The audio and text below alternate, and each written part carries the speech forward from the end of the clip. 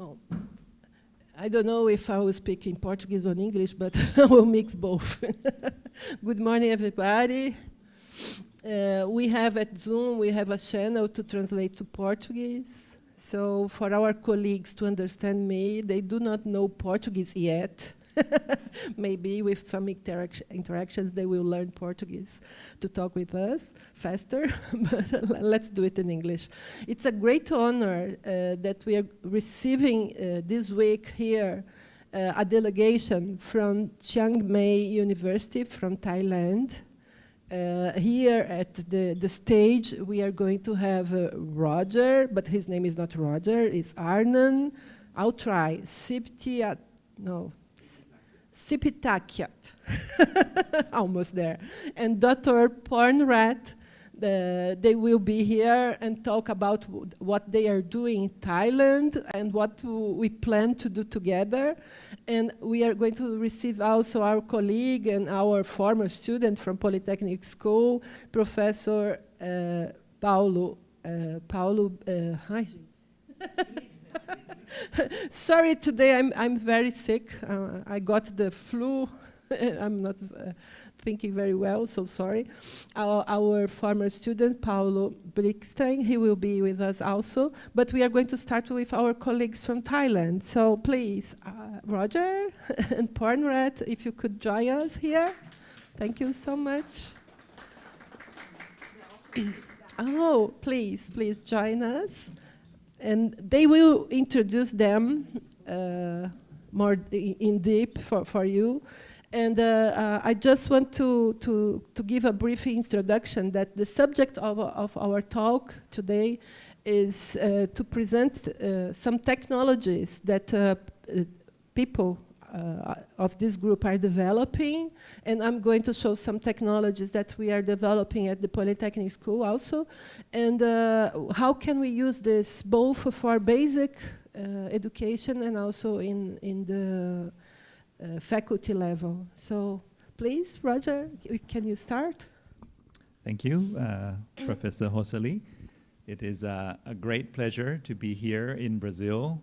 I am particularly happy to visit you guys because I have been to Brazil many times, but 20 years ago, during my time as a student, working a lot with Paulo. We are good friends, and I have many good memories of Brazil, and I'm very happy to have this opportunity to come back again. And I don't come alone. I have brought my colleagues here as well. So just so that everyone, both in this room and over in Zoom, will have a picture of what and who we are. So my name is Roger. That's everyone calls me Roger, but if you want to look my name up on the internet, my name is Arnan Sipitakyat. It's a very hard one, but so I direct the Teaching and Learning Innovation Center at Chiang Mai University. So I am in charge of sort of the professional development of our faculty members in the university level and take care of the teaching and learning technology there at the university. But I also am very passionate about designing technologies for STEM and digital skills education as well. So I work a lot with schools together with my colleague. So my background is in computer engineering, but I do a lot of work that intersects engineering and education. So I will let my colleagues introduce themselves a little bit. Hola. Hi. So my name is Pornrat Watanakasivit, like long last name. So I'm from Chiang Mai University as well. My background is in physics. Like I do most of the research in physics education. So so today for the talk, I will go over one of the projects that might be applicable here in Brazil called SciAS project. And also my colleague here, Sutida, will also add on to the more case study because she's the director of the SciAS project at Chiang Mai University. But you can introduce yourself a little bit. Hi, everyone.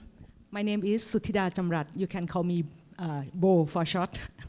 And now I direct the Sci classroom under the SciAS project. And we give you the example of practical and implementation of the concept into practice of how we nurture the student. Okay, we actually have 2 more people in the audience that you can say hello to later.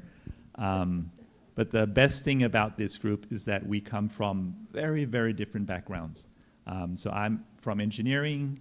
We have people from physics education, from the education school, media arts, computer science. So it's a very diverse group of people who share a common interest in education.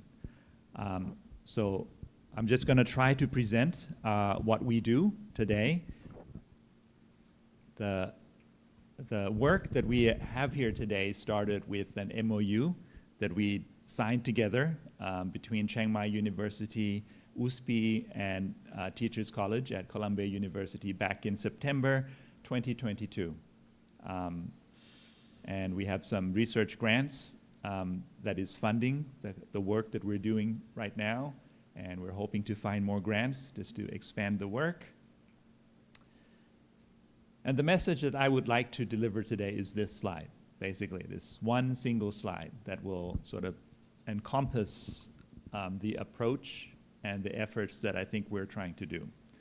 So what we're trying to do is to create innovative approaches towards STEM and digital skills learning. And I think being in this field for quite a while now, it's not just about inventing cool technology, right, or something new that you can show off. We want something that is sustainable. So in order to make innovation sustainable, there are 3 pillars that are very important. And we'll try to cover our experiences doing these 3. So the first pillar is the tools, right? These are the innovative technologies. I like design go-go boards, and I will show you some examples of that. Creating new learning opportunities with technology. That is a very Seymour Papert, MIT view. But also, there are cultural issues as well. And this can mean the mindset of teachers at the school, right? You can have great tools, but if the teachers are not ready, if they're not trained, it's very difficult to sustain in real school settings. And the third pillar is the policy, right? The support from the institution, right? Because when you want to make innovations, usually you have to make changes. For example, arrange the time differently than normal. You have to provide special funding. You have to send people to do training. And also evaluation of the teachers, right? The salary increase, all of that, you have to have support from the institution. Otherwise, the teacher will have a very hard time there. So when these 3 things come together, we believe that this is where innovation can sustain. So I'm going to start by showing you some examples that we have seen in the years that I think works really well. And each example will highlight different aspects. So I have here. I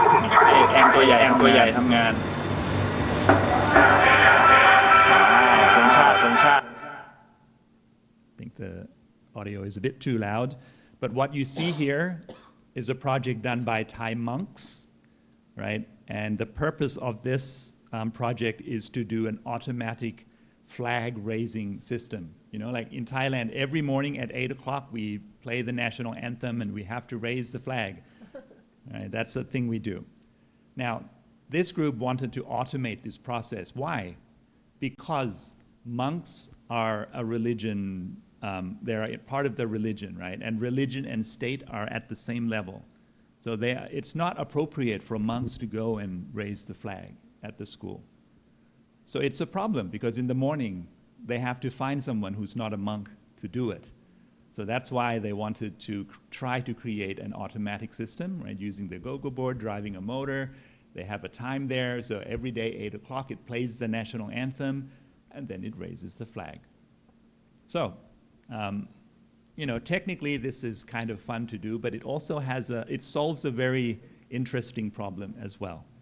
So I recorded this video, posted online. This was 10 years ago, but it's one of my most famous videos on YouTube. So it has 1.1 million views now.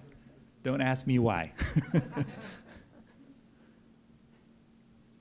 มีกล้องดังนั้นก่อนจะเข้าร้านจะต้องเสนอหน้าไปก่อนนะครับ here's another example of a group of students who wanted to create a door lock system for jewelry stores. So there are robbery issues there. I think it's common here in Brazil as well.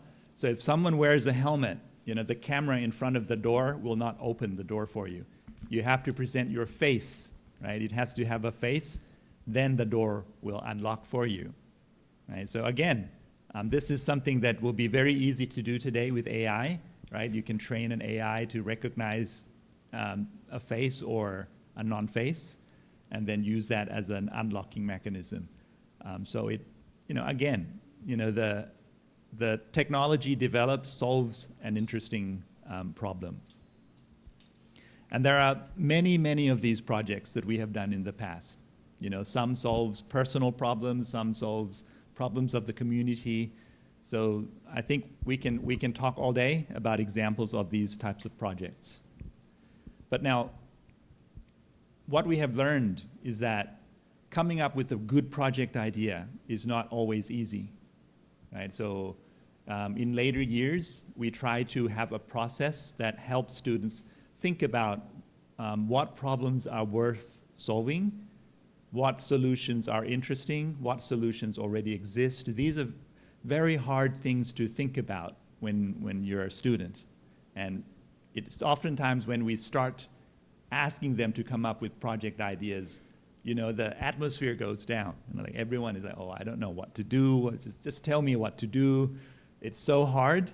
And then it picks up again once they know the project and then starts implementing it. So we try to help them by using tools like design thinking, right, in this process. So here are some examples of a camp that we did with students from this school that you will hear later on. You know, sort of the standard design thinking process. So we start by empathizing and identifying the problem. In this particular camp, the theme was elderly care. So we had a group of elderly people, volunteers, to come in. And these students, they had no idea, right, what problems these people have. Maybe they have elderly people in the home, maybe some of them don't. But having them talk to real elderly people first sort of gives them an idea. And then this is trying to identify problems, so they would brainstorm, present their ideas to their friends, get feedback, you know, Post-its everywhere, you know, sort of the typical design thinking approach. And then they will try to come up with ideas. So this helps, right, because they're not starting with zero. So in this case, I'm highlighting one group. The idea of this group is to do like a fall detector, right? So when elderly people, they fall, they saw online that there are these airbags, you know, that can deploy. So they were very interested in that idea. So they were trying out the go-go board, because the go-go board has an accelerometer built in. So it knows when you're tilted one way or another. So in the picture here, they're trying out these ideas, you know, putting the go-go board on their pants. And then they try to see if they can deploy like an airbag. So they had no idea how airbags work. So they went online. Oh, it's a chemical reaction. So they tried to find like baking soda and, you know, things like that. And then write a simple program to activate, you know, the chemical reaction when there's a tilt, right? And then they presented this idea to the elderly people again, right? So they came again, right, to the camp. You can see a couple elderly people in front, and this is them showing the idea, right, just to get them some, you know, feedback whether or not this is a good idea to do. And, you know, they've learned many things from the feedback, and then kept iterating, right? So they would go back, redesign, and then the last day, the elderly came again, right? So we have 3 rounds, right? 3 iterations of them. So it's not just them imagining that something might work. They have a place to test out and get feedback of their ideas too. So this is one approach, right? Sometimes when you work with problems in the community, it's easier. You don't, because you already know the problem in your community. So it's different for each context. Now, in the design thinking, right, there's this whole step until the end is implement. And in camps, we typically do not have time to actually implement. But in some cases, when we do long-term camps, we do have the opportunity to let them continue their project ideas. So this example is a automatic water management system at a school. So this school is in a rural community. The water supply in the school comes from a tank, and the water that goes into that tank comes from a well.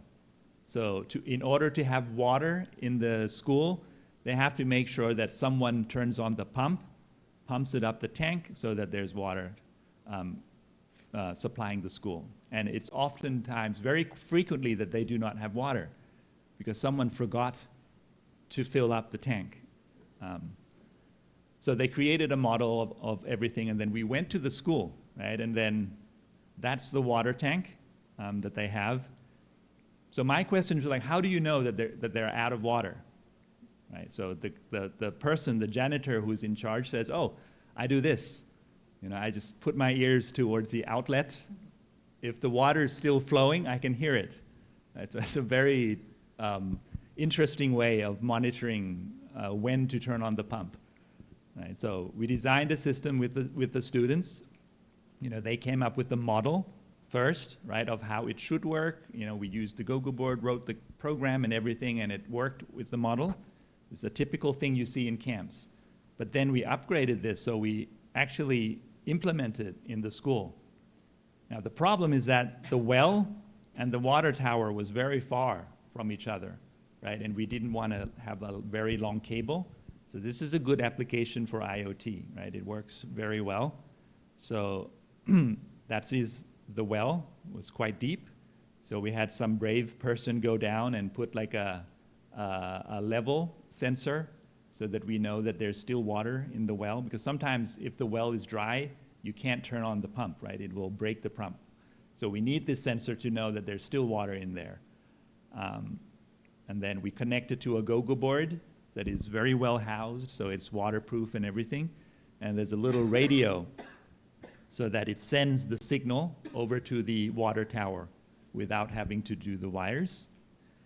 And this is the other station at the tower with another Go-Go board, right, that receives the water level status from the other side, and here it controls the pump.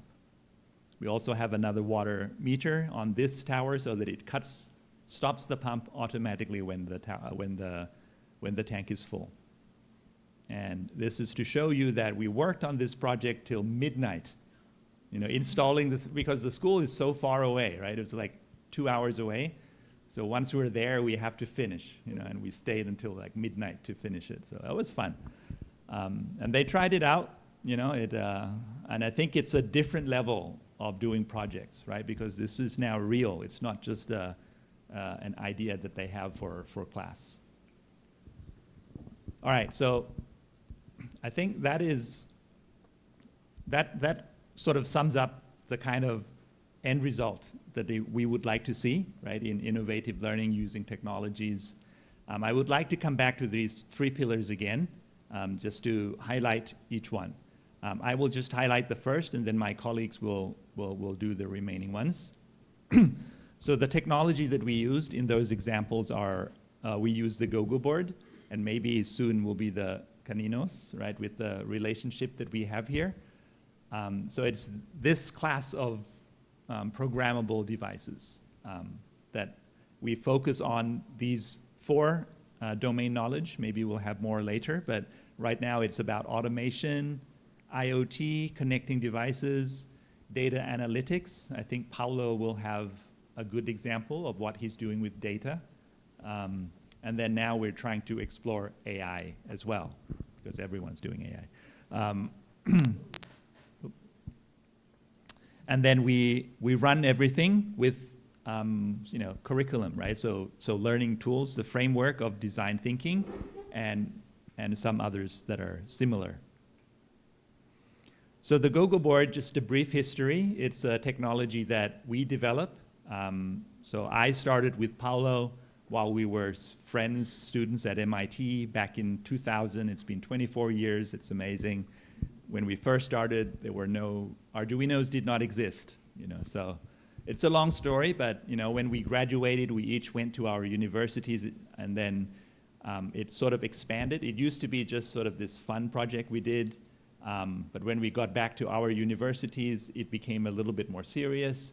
And most recently, I think we're trying to push it to the next step. For example, in Thailand, a few of my students, they set up a company. We have an agreement with the university. The university actually has invested, so they have a 25% share in the company. So we're trying to sort of get this beyond a research project, right, to get it out there. And that is part of the goal that we're trying to look at in this relationship as well.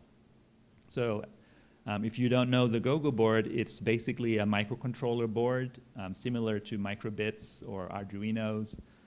It connects to many kinds of outputs. You can connect different kinds of sensors to it. But the difference is we try to emphasize the idea of low threshold. So it should be something that learners can approach the powerful ideas very easily, right, without having to learn too many technical details. No, I don't hate the technical part. I'm from the engineering school. I love it.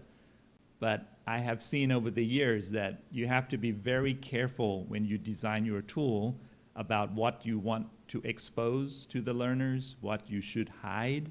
So if you expose too much in the beginning, you might lose half of the class, right? Because they are not interested. It's not that they can't do it, but it's just not their thing.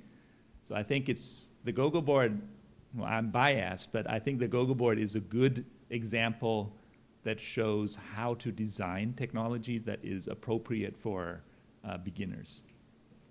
So like I said, we designed the Gogo board, right? So all the design files, the schematics, we are in control, right? So whatever we want to do with it, we can optimize, we can change. Now it's version 7. So in 24 years, we had 7 versions, right? So version 7 has just come out. Many good things about it, but I don't have time to talk about it here.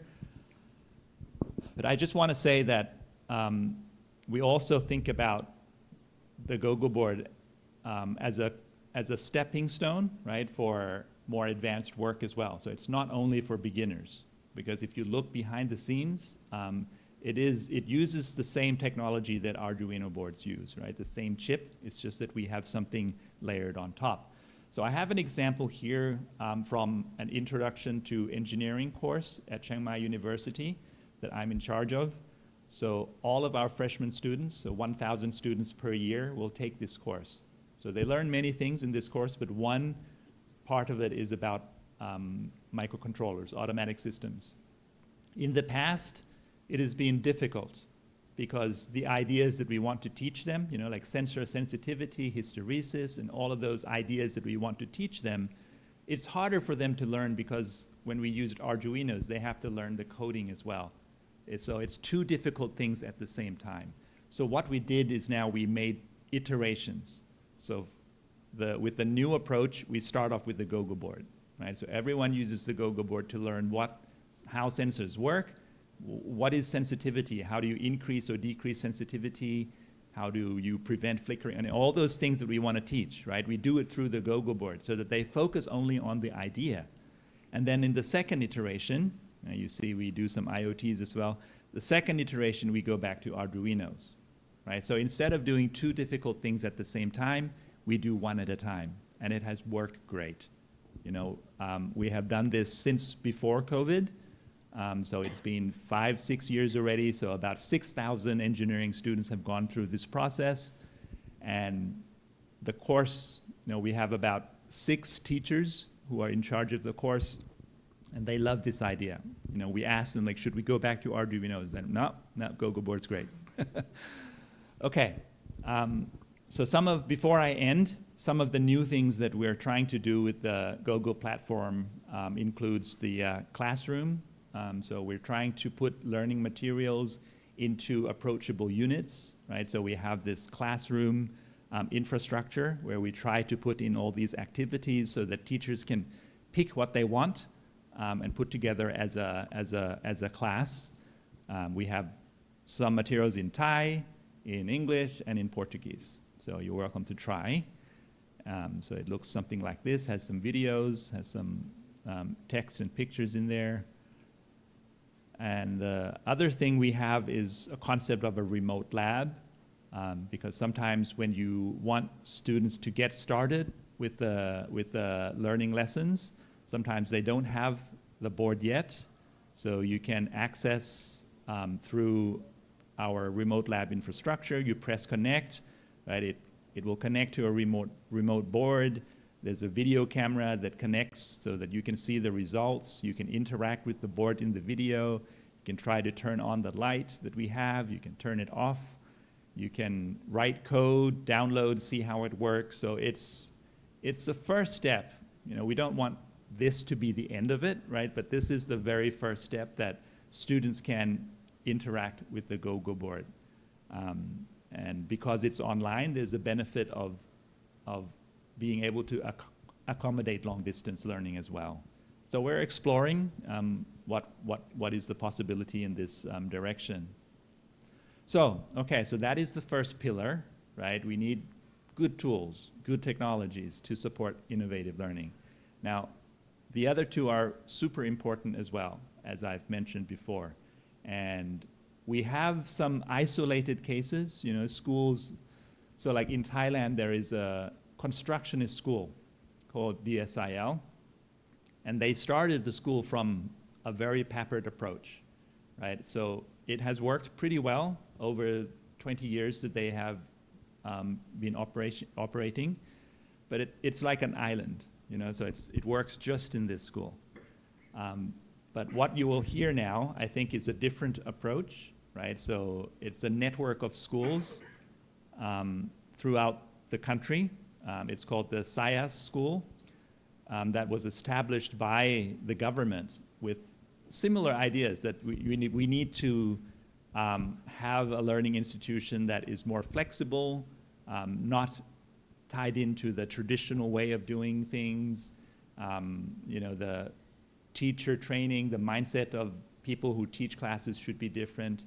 And it's done in a pretty wide scale. And we have, Ponrat is involved in this project from the very beginning. And we have Suthida, who is the director of one of the schools in Chiang Mai University. So they will share their experience to you guys. So. Okay, thank you, Anand. Mine is in PowerPoint. Yeah, and then go to the next one. All right. So for my talk, I will talk about more like the policy pillar. How can you implement those innovation approach in the school context? Okay, so this is like the case study of the Thailand Science project that we try to enhance the science, technology, and innovation to university and school partnerships. And you can download the PowerPoint if you would like to, but because there might be a lot of text because it's the policy, yeah. But I try to make it more interesting. So in order to understand the SciAS project, you need to understand the ecosystem of how we develop human resources in science and technology in Thailand. At the beginning, like 40 years ago, we have this scholarship for talented in science and technology. I'm one of the scholarship students. And now, later on, they have established this science-focused school called Mahidol Vityanusaran School. I don't know how to point in there, so maybe I just use this one. So that one, the MVIT, all right? So that one is the best high school in Thailand, okay? And in order to make you understand this diagram, it's quite complex because we would like to see the ecosystem since childhood, right? Since early childhood here to primary, lower secondary, and high school. And then in Thailand, there's like 3 categories of how we promote the science and technology. We look at the school setting. And then we look at the second one, which is going to be the SciAS project, the classroom setting. Like we don't build the infrastructure, but we add more science classroom in the normal school. And then there also another one, the last one, which is the... Oh, yeah. I don't think people in the Zoom sees the... Oh, okay, yeah, it's like logistic of the seating, I guess. Okay. Use the mouse here. Okay. Counter, pointer, yeah. Okay, all right. So let me go back a bit. So then they have this special project, like we start off since the kindergarten, like early childhood, we have this called Little Scientist House project that students come into the university and then they have like this experiment to do. But let's focus on the one that we would like to understand even more is the science focused school. So as I mentioned, Mahidol Wityanusaran School, or MWIT for short, is the best science high school in Thailand. And then later on, we have this Kamnerd Vitya Science Academy, or KVITS. And we also have this Princess Julaporn Science School. All these are schools with the infrastructure, with like the full-time teachers and principal in the school. And then later on, they have this project, the science classroom in university, affiliated school project. That's a mouthful, right? So that's science project. So this is like the ideas of this. I will explain later, but let's take a look at who like responsible for this project, okay? So the red color is the organization that taking care of all this ecosystem. You can see that there's a lot of organization, OPEC, and there's a lot of the name IPST, and a lot of name of NSTDA. So those are the three common organizations that look after the science and technology education in Thailand. But if you look at the SciAS different. The one that look after or operating the SciAS project is actually the Ministry of Science, of Higher Education, Science and Innovation Ministry. So why we have to do that? Because in order to do that, in order to operate the SciAS project smoothly, we need to have some collaboration with the university. So that's why the Ministry of Higher Education need to operating this project, okay? So let's go back to this two high school again, because you're gonna see it again, because I need to compare in terms of the budget-wise between this school. The MWIT become the public organization, I think 10 years ago. And then KWIT is supported by the energy company in Thailand, the PPT Public Company Limited. So they got a lot of grant, a lot of funding. And KWIT is similar to MWIT, but they teach in English. Okay. All right, so now let's take a look at, so that's all the organization that I mentioned. You can look through the PowerPoint later. So this is the same slide that Anand mentioned before, that the SciAS project has been operated by the Ministry of Higher Education, Science, Research and Innovation, or MESI. It's established since 2008, so that like more than 15 years ago. And now we have over 19 schools involved. And there's like partner university of about 16 university. And then now we have 30 SciAS classroom per grade. So that means now you have 90 classrooms, right? And then in each classroom, you have 30 students. And if you're looking at the Thailand map here, okay? So you can see that the SciAS project spread all over Thailand. But you can see that the difference is that the red pin mean it's starting at the first phase, like since 2008. And the blue one is the one that starts later on in the second phase. And the green one is like just start in the third phase. When you hear that, right, because it starts from like in 2008, there's like 3 phases that they make some changes to the SciAS project. In the beginning, in phase 1, it only lasts for 5 years because they want to see whether or not this new approach makes sense and is successful in implementing. And it seemed like after the evaluation, and also in that, like they interviewed me as well because I involved since the beginning. So it's become successful. So they do the second phase, and then they expand it to 10 years. And they just like have more benchmark curriculum. They have more standardized things to do, like the dormitory has to be reach a certain standard.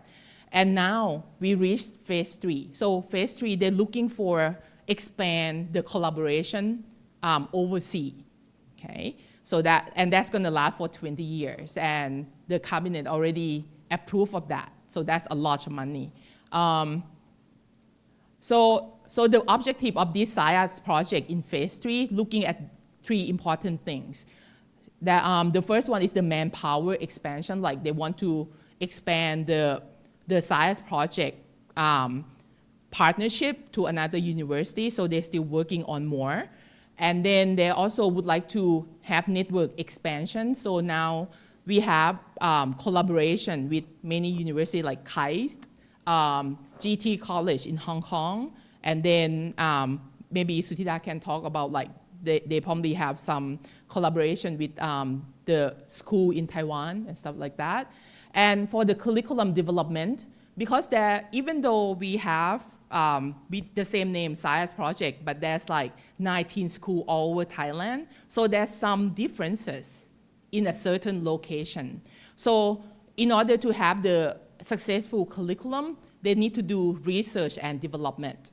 So that's like the part of R&D in order to help students reach their potential and also help the teacher also be able to taking care of the student. And now in Thailand, like, because last year I did the project with the SciAS project, the thing that they worry about the most, because it's like become really important issue with the gifted student, is that mental health. I don't know, in Brazil you have a lot of that, but in Thailand it start to become significant, like students have mental health problem, and the teacher, because they train in science and technology, they don't know how to handle that. Like they don't know how to speak to the student with depression. So we try to train the teacher in order to do that better. So let's take a look at the whole picture of the SciAS project, okay? So as I mentioned, it's a school-university partnership. So the most important thing is the university. You need to have a university that agree to have this SciAS project under them, and then we can connect to the partner school. So for the university will appoint director. For example, Suthida is the, actually she's the academic at Chiang Mai University, but she also worked as the director for the Chiang Mai demonstration school SciAS project. And then the role of the director is that to look after the collaboration, make sure that the budget like get to the spend in the right places, and then also the SciAS project can get the university lecturer to come in and then teach the class, and also look after the student science project as well. And then the director also need to talk to the parents. Sometimes the student have problems, she need to talk to the parents, have some like one-on-one meeting with some of the parents that the student might have some problem with. And the parents also have some network, like the parent network. And now this is the new part that we start like this year. It's become really serious, like the student counselor, like in terms of the mental health, and also in terms of the career path as well. And in the phase 3, they try to connect more with the SciAS alumni, because the first batch already graduated. Some of them become the instructor in college, become the researcher. So they want to include the SciAS alumni to help build the new generation. And then they want to establish what is called SciAS Academy. So it's going to be some sub-organization under the SciAS project to help link the student teacher with the high school overseas or international organization, so they can go abroad and then get training and stuff like that. And they also, the SciAS Academy also help with the partner school, not just the school that have the student within the school, but the school in the province. For example, Chiang Mai University, there's some school that have not as well supported.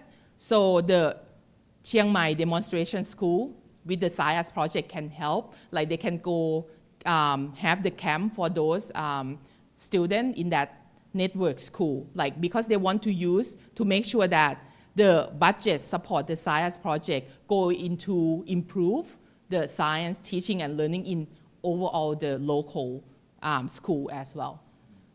And then, but then you might have some question because I mentioned that there's so many, like there's like MWIT, KWIT, and Princess Julapon Science School in Thailand, right? How come there's the need of science project?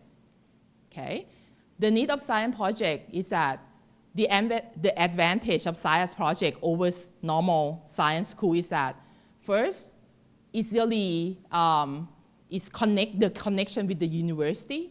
Like most of the students stay within the campus, so they can come in to using the university facilities. They can come in and then do the research work with the university faculties. And there's like a really word that I like is like seamless transition. So when you get the gifted student, you get into the SciAS project, and then you can enrich and then enhance their potential, and then you can get really good students into the university, okay? And in order to do that, the SciAS project also offer advanced placement, AP, for grade 12 students. So based on their interest, like they can offer AP Physics, AP Chemistry. So when they get into the university, they don't need to take that anymore, okay? And also several faculty offer quotas, like students don't need to take the exam, they can just walk into, like for example, Chiang Mai University, they can get into the Faculty of Science, they can get into some of the Faculty of Engineering, like that. So it's like the seamless transition. And then this is some of the measure of the SciAS students. So, but I only have the data from the first 9 batch. So the first batch of the students, most of them get into the science and technology, but some of them still go into the medicine. Because in Thailand, we value a lot, like if you're a good student, number 1 in your school, you should go for medicine or become medical doctor. At the beginning, it's not that much, but later on, you can see that the orange bar get higher, right? And because like the good student come into the program, but after 5 years, what happened? The number of the students go into the medicine get reduced because we adjust in the second phase, we adjust the curriculum, we adjust the teaching so the student has more option and then has more understanding of what major they should go into, not just medicine. So you can see the more number of the medicine, of science and technology increase after the phase 1. And now let's talk about phase 3. So as I mentioned that phase 3, we're looking for the expansion overseas. So there's more of like suggestion and collaboration on overseas education guidance. Like we work with the Education USA Thailand, like so the people from US Embassy will go through the SciAS project, and then they can go over how to apply for the US university and get some scholarship and stuff like that. And we also we work with several, so one of them is Harbor Space also. And then now let's talk about the second advantage, which is the specialized curriculum. As you can see that the SciAS project is like all over Thailand. So each partner university, they have special expertise, okay? For example, one of the university in Bangkok, really good in robotics. So they have special class for the SciAS student to learn the how to build the robotics. And then there's one university like near ocean, and then they're really famous for their oceanography.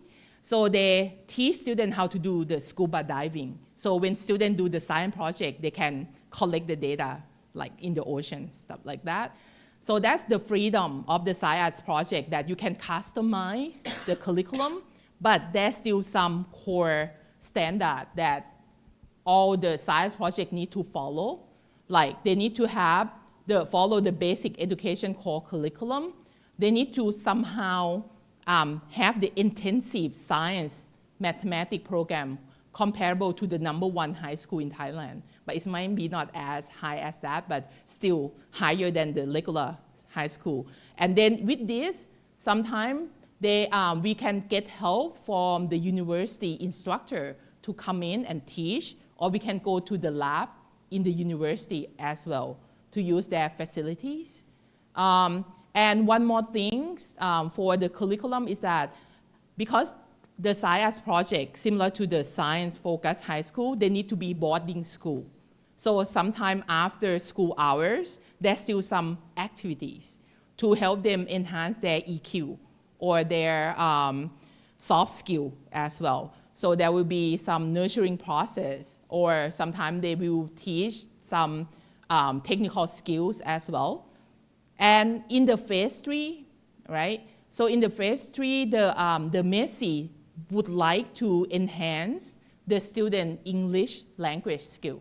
So that's like the mandatory that in grade 10, students need to somehow have some foundation building.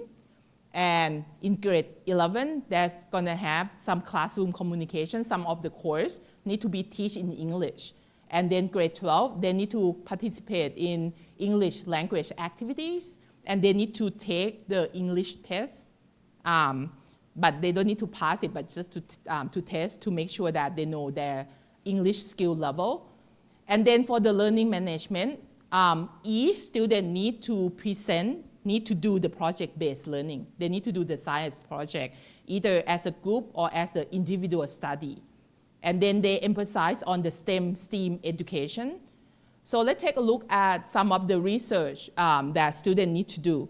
As I mentioned, that it's a project-based learning, right? So when students just enter the science project, which is the high school, in the first semester of grade 10, they need to do literature review. That's going to be a special course in each of the science project that students need to come in, read the English paper, be able to search and do the literature review to prepare them for the second semester of grade 10 that they need to write their research proposal, okay? And then by the summer, some of them might start their science project with the university instructor. Or at least in the first semester of grade 11, they can conduct science project, but most of them will start in summer, in transition between grade 10 to grade 11. And by second semester of grade 11, they should almost finish, like write a report, do a poster, because in that summer, they need to present in the science forum, present their science project, like with all 19 science projects around the country. That's about 1,200 students, participate. So now let's take a look at one more advantage, which is the comprehensive support, because it's the university school partnership. So that's like the university can provide holistic support, like they can provide the mental health, like if the school doesn't have the psychologist, so they can go to the university. And there also the academic counseling and also the facility, and they can do sport because they don't need to build another sport complex, right? They can use the university one just to relax. So this is like, this picture is the training for the science project teacher about the mental health, like how to be sensitive or be aware of student mental health issue. Okay, and this is the last advantage, I think, and I think it's the most powerful one.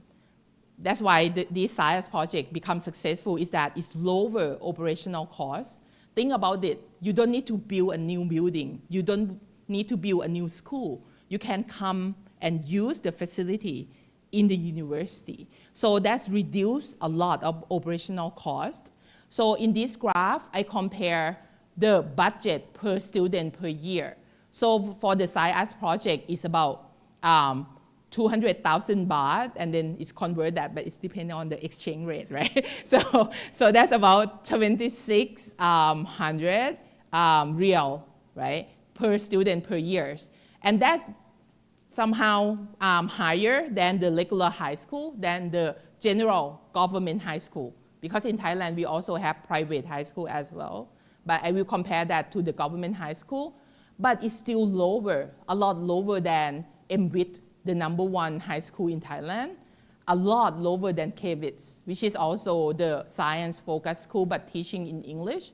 So you can see that these costs, operational costs that lower, that make the SciAS project, like the government prefer to expand the SciAS project. They not try to build more school.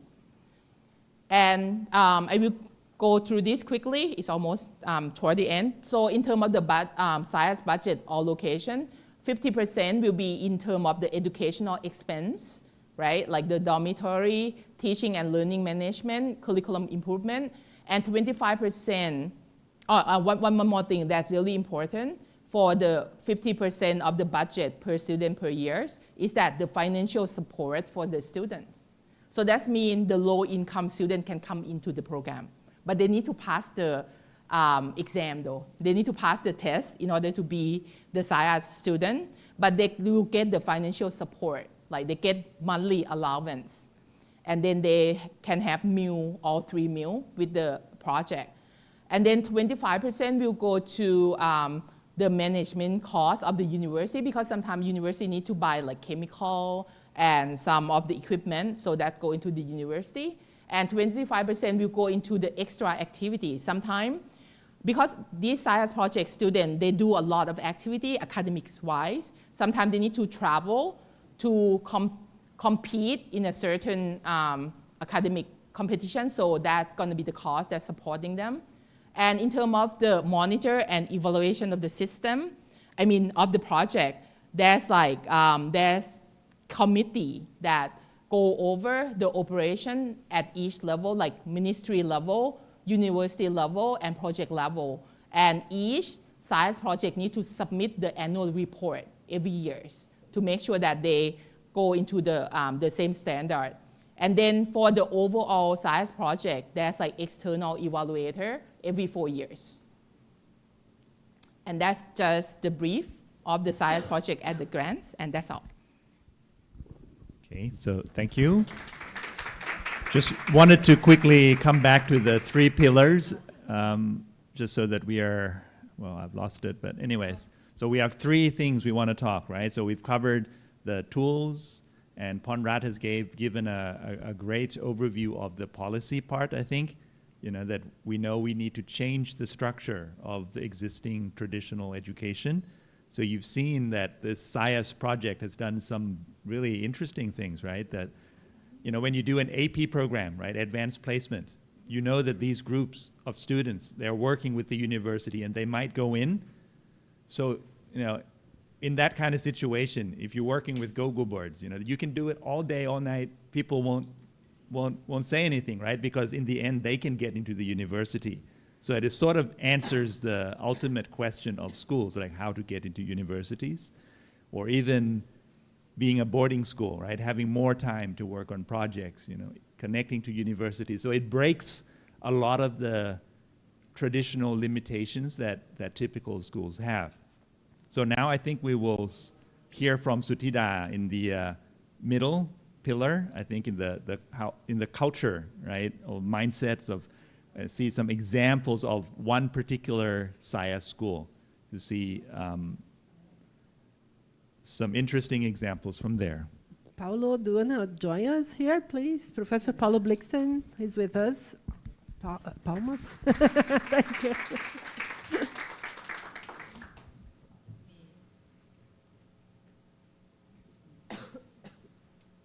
Okay, everyone. So let's take a look close into one example of the SciAS school.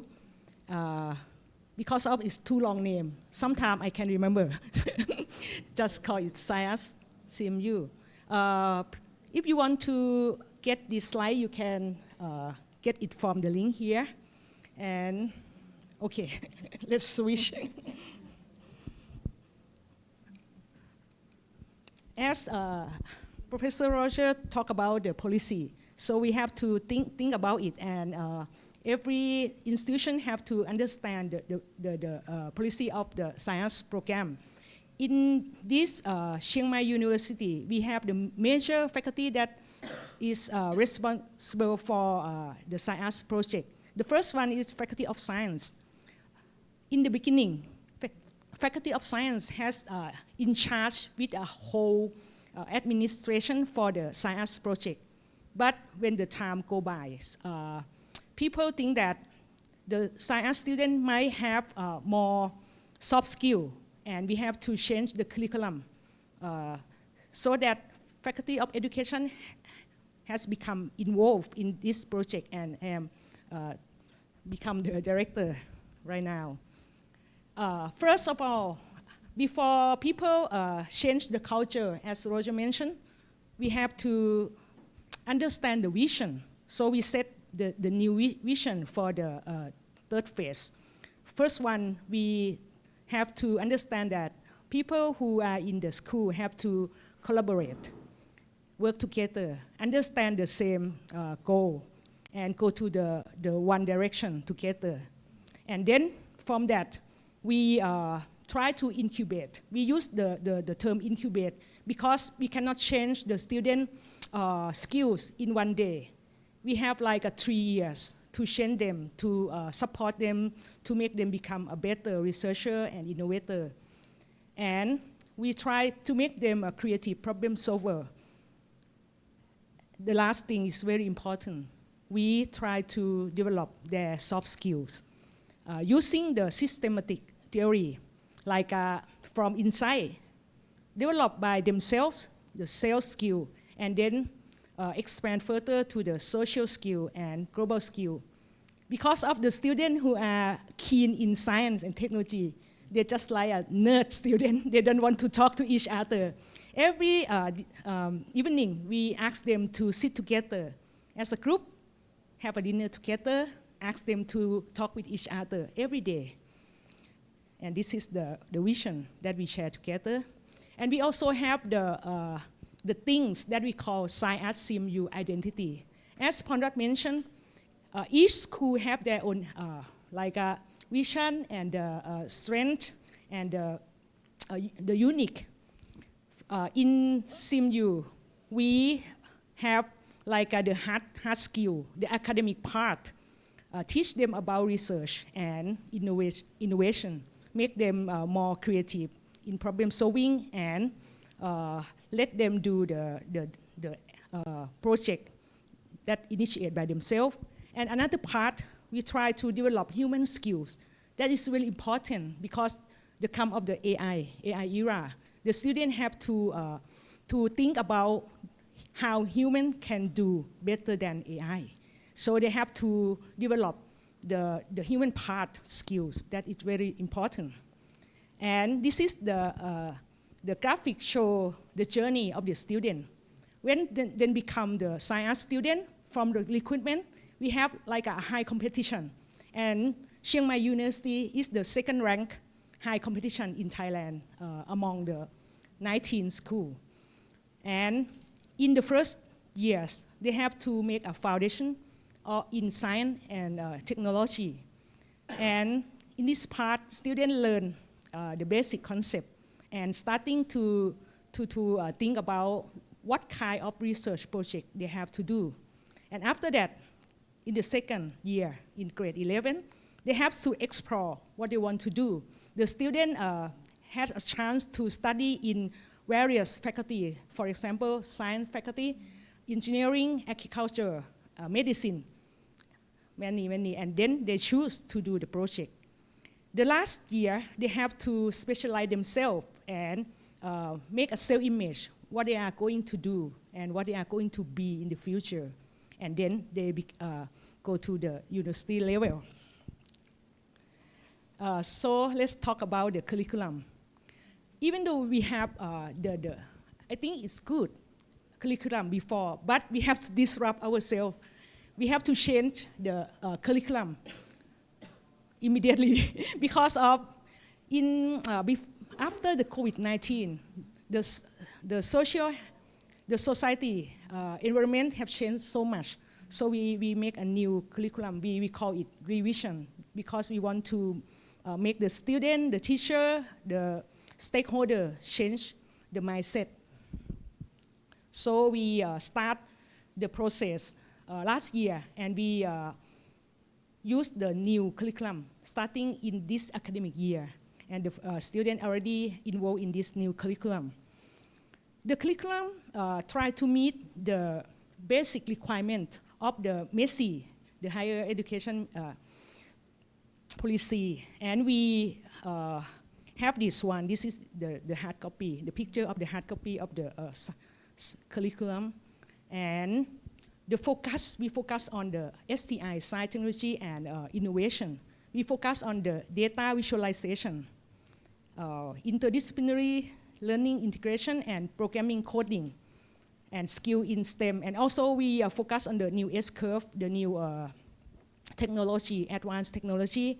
And as Ponrad mentioned, we try to develop the English skill for the student. And this is the credit for the student to learn. 51 is a basic subject.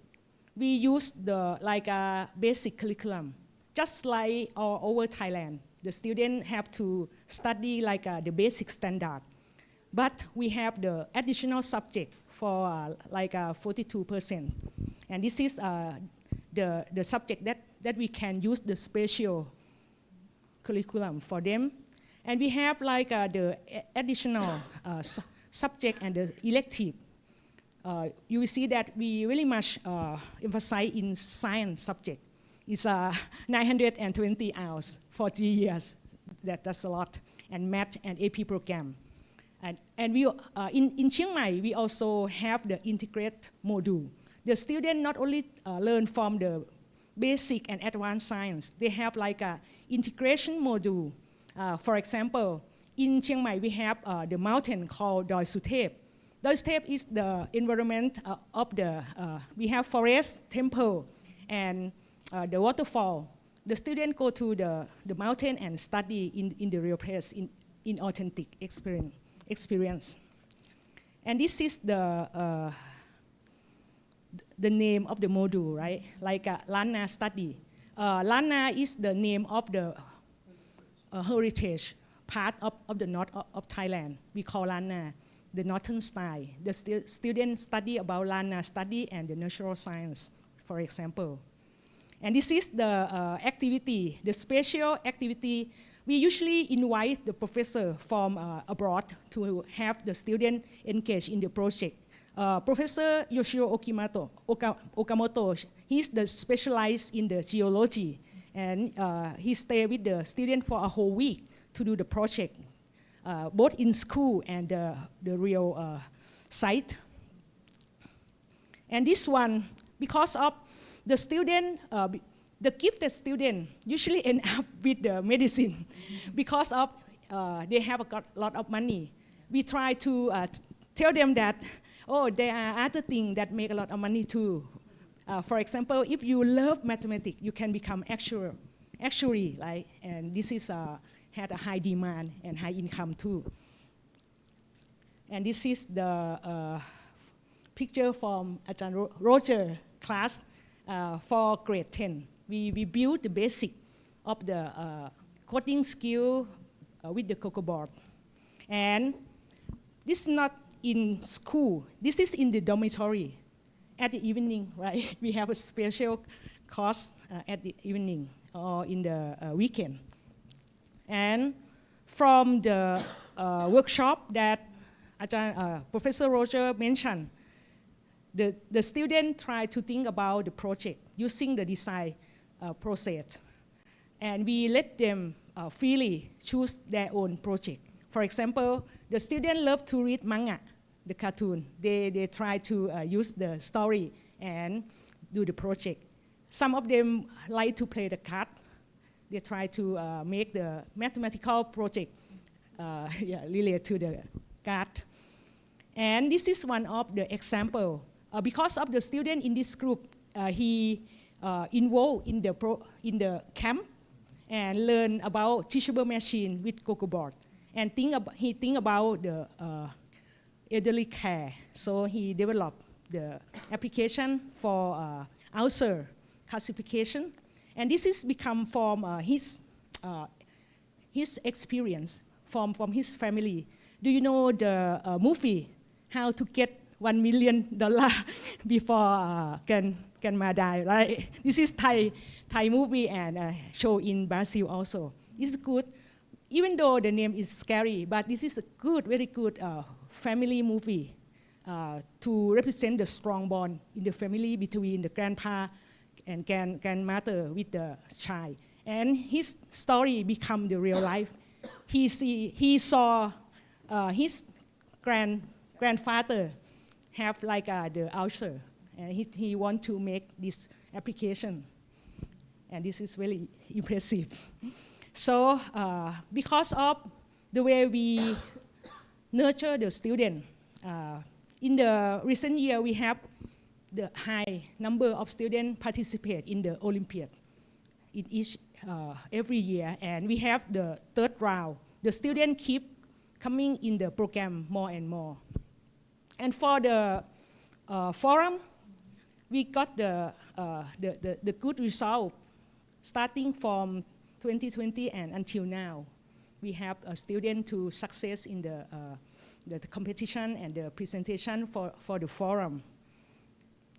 And the last part of my presentation, when people talk about life skill, the difficulty is that how we evaluate, how we assess the life skill. So our school developed the platform to make the life skill accessible.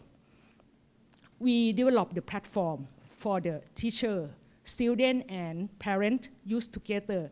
And we connect in 3 different ways. We use the web application, mobile application for the parent to see what happened with their kids, what they are going to do, and what success. The students have to collect like the log of activity. We have like the specific amount of hours for the student in 3 years to collect. Like they have to participate in the science activity not lower than 200 hours. They have to pass the level. And then after they graduate, they have like the second transcript. The first one is the academic transcript, just like normal school. And the second one, they have the identity transcript that represent all of the activity the student have done and collect in terms of competency. Just like a pilot, you have to like fly the plane for 200 hours or something like that. This is the competency-based assessment. And this is all of my presentation, the case study of the science in CMU. Thank you so much. I think we can make the questions at the end after Paulo. Is okay for you? So people that are online in the Zoom, keep your questions, and also you here, please keep your question for us to discuss at the end. Paulo? Yeah, you should be here. Okay. Yes, one back.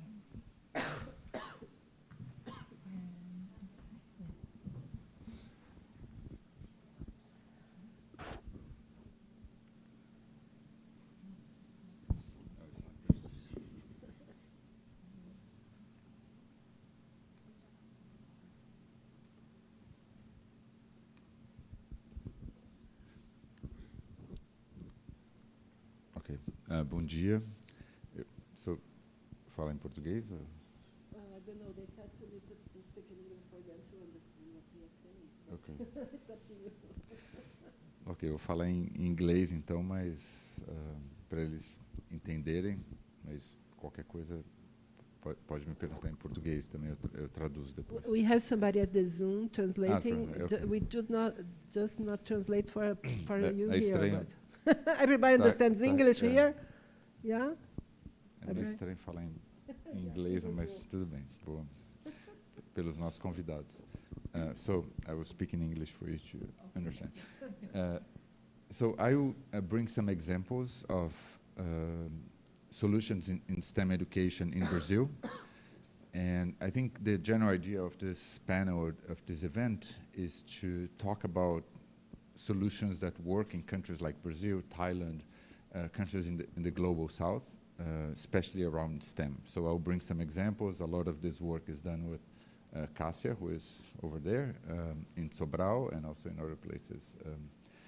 So I'll talk about two examples. One is how to do progressive, like cutting edge, science education and maker education in Brazil.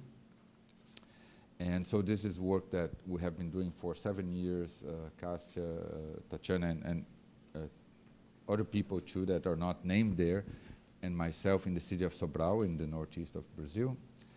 And the problem that we had, and I will of course summarize this greatly, is that we engaged in a project with the Secretary of Education of Sobral, and we built maker labs in the, we helped them build maker labs in the city, in the schools. So this is a picture of one. I think there is another picture here of, so now we have about half of the schools in Sobral have this kind of maker and science labs. They have both science and making equipment. So those are some of the pictures, but we have about half of the schools, like 10 schools with labs. And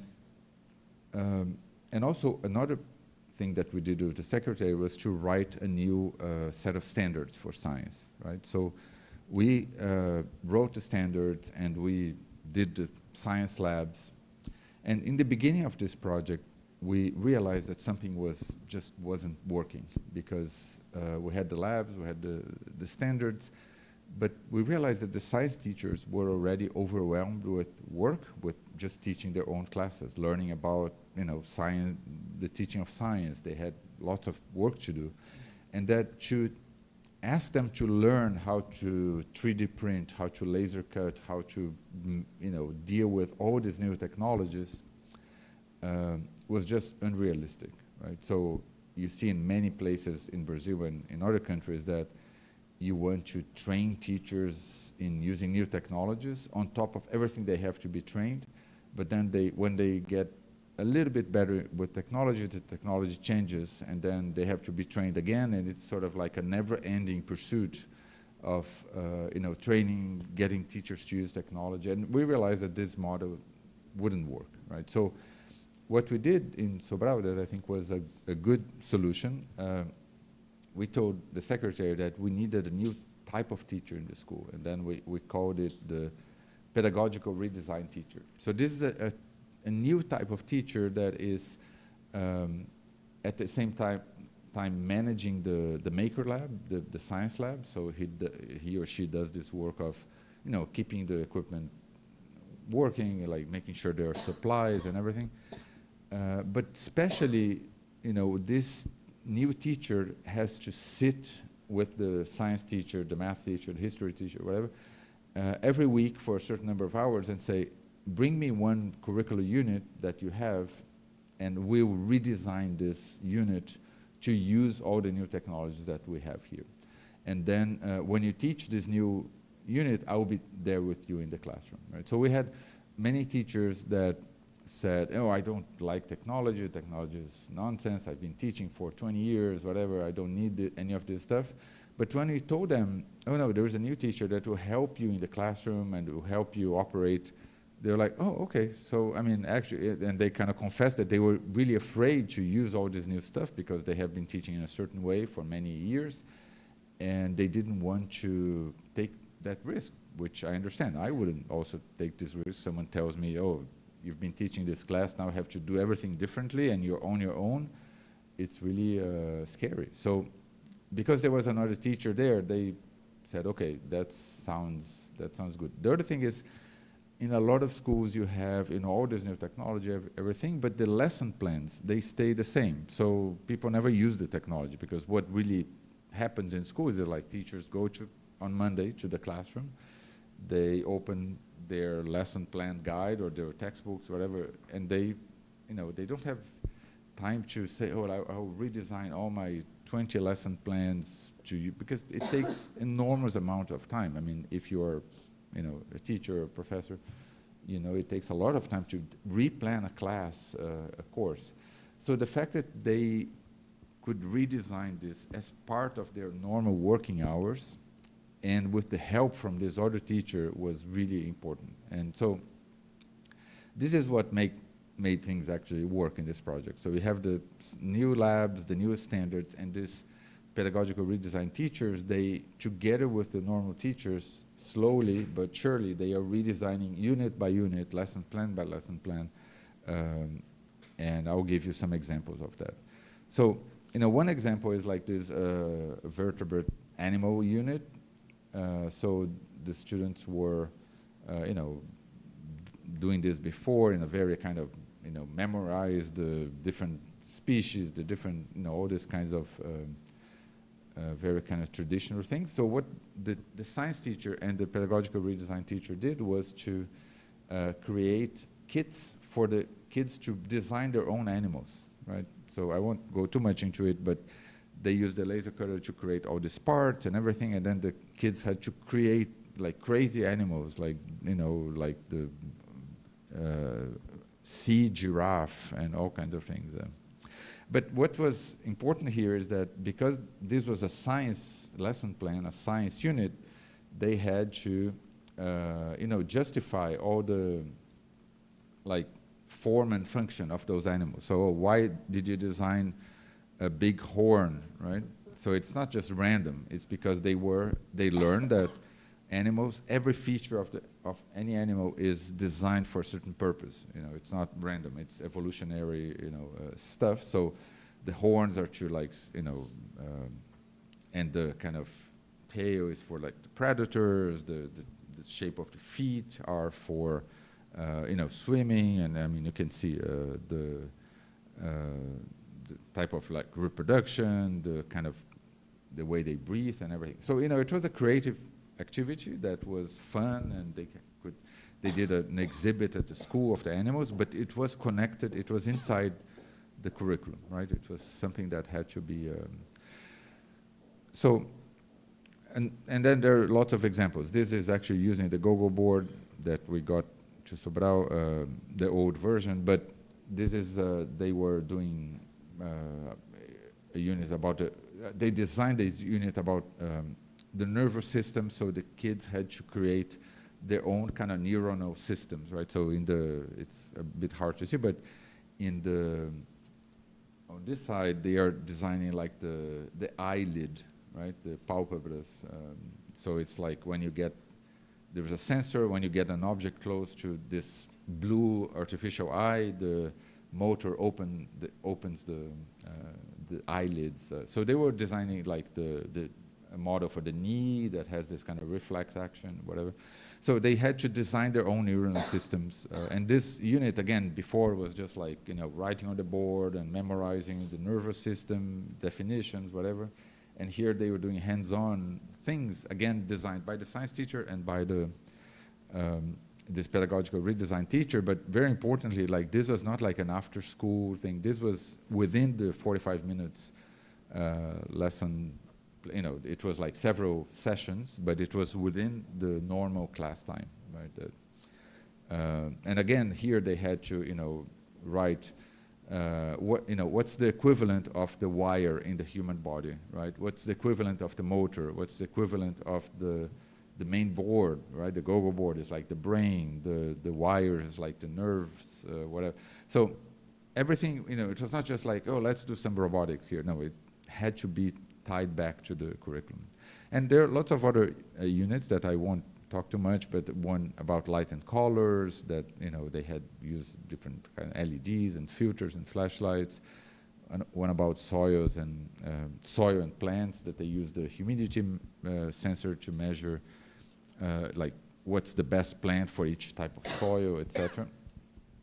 And energy generation. So they had this kind of electric kits. and one that's, you know, a particularly cool one about the seasons, because Sobral is at the equator, so they have no seasons. So they were like, what is this season thing everybody talks about, you know? And they would look at the textbooks done in São Paulo or whatever and say, people talk about the winter, like what the hell is this? And so you know, they designed this unit that has, you know, like New York, São Paulo, and Sobral, and then they understand that, you know, they have this a little, like this is a kind of a 3D print support that changes the tilt of the Earth, right? So they start without tilt, and they realize, oh, then here there's no seasons, like, but with a tilt, you know, it changes, but not if you're in the equator or whatever. So, and, you know, using the cell phone as the sun and a light sensor connected to the Go board as to measure the intensity of light in different parts of the. So, you know, this is something that even adults don't understand. Some people think the seasons are because the Earth is furthest from the sun, you know, in the winter, and if you think that, that's not true. It's not the distance, it's the tilt. So, you know, very cool unit, again, developed, you know, between the science teachers, of course, with our help, and the pedagogical redesign teacher. So, anyways, I just want to finish this example saying that, you know, all of those units are very, like, advanced, progressive, like, this is very hands-on, you know, a lot of materials that are not like traditional in science class. It's not just like writing stuff on the board or on the notebook, but everything fits into the normal school grid curriculum. It's not like we go there to teach. This is, you know, we help in the creation of units, but this is just normal, you know, normal context there. Teachers are teaching those classes, sometimes for several years, and, you know, slowly we're building, you know, all the units that are in the new standards. But a few interesting things that I want to highlight here. One is that, you know, in the US or in Europe, schools have a much better infrastructure. They have a lot more professional development, training, etc. So it might be possible to, you know, train the science teacher, for example, to do their own lesson plans. They have a lot less classes. They have to teach everything. But in Brazil, or maybe in places in Thailand, it's different. Like, they have to teach like 20, 30 hours they don't have time to redesign. So you need a new infrastructure to allow them to innovate, to be different. So you need to hire this new type of teacher to do this work. Another interesting thing is that, you know, in the beginning, and still very rarely, the students go to the maker space and use the laser cutter, use the 3D printer. I mean, sometimes they do this after school.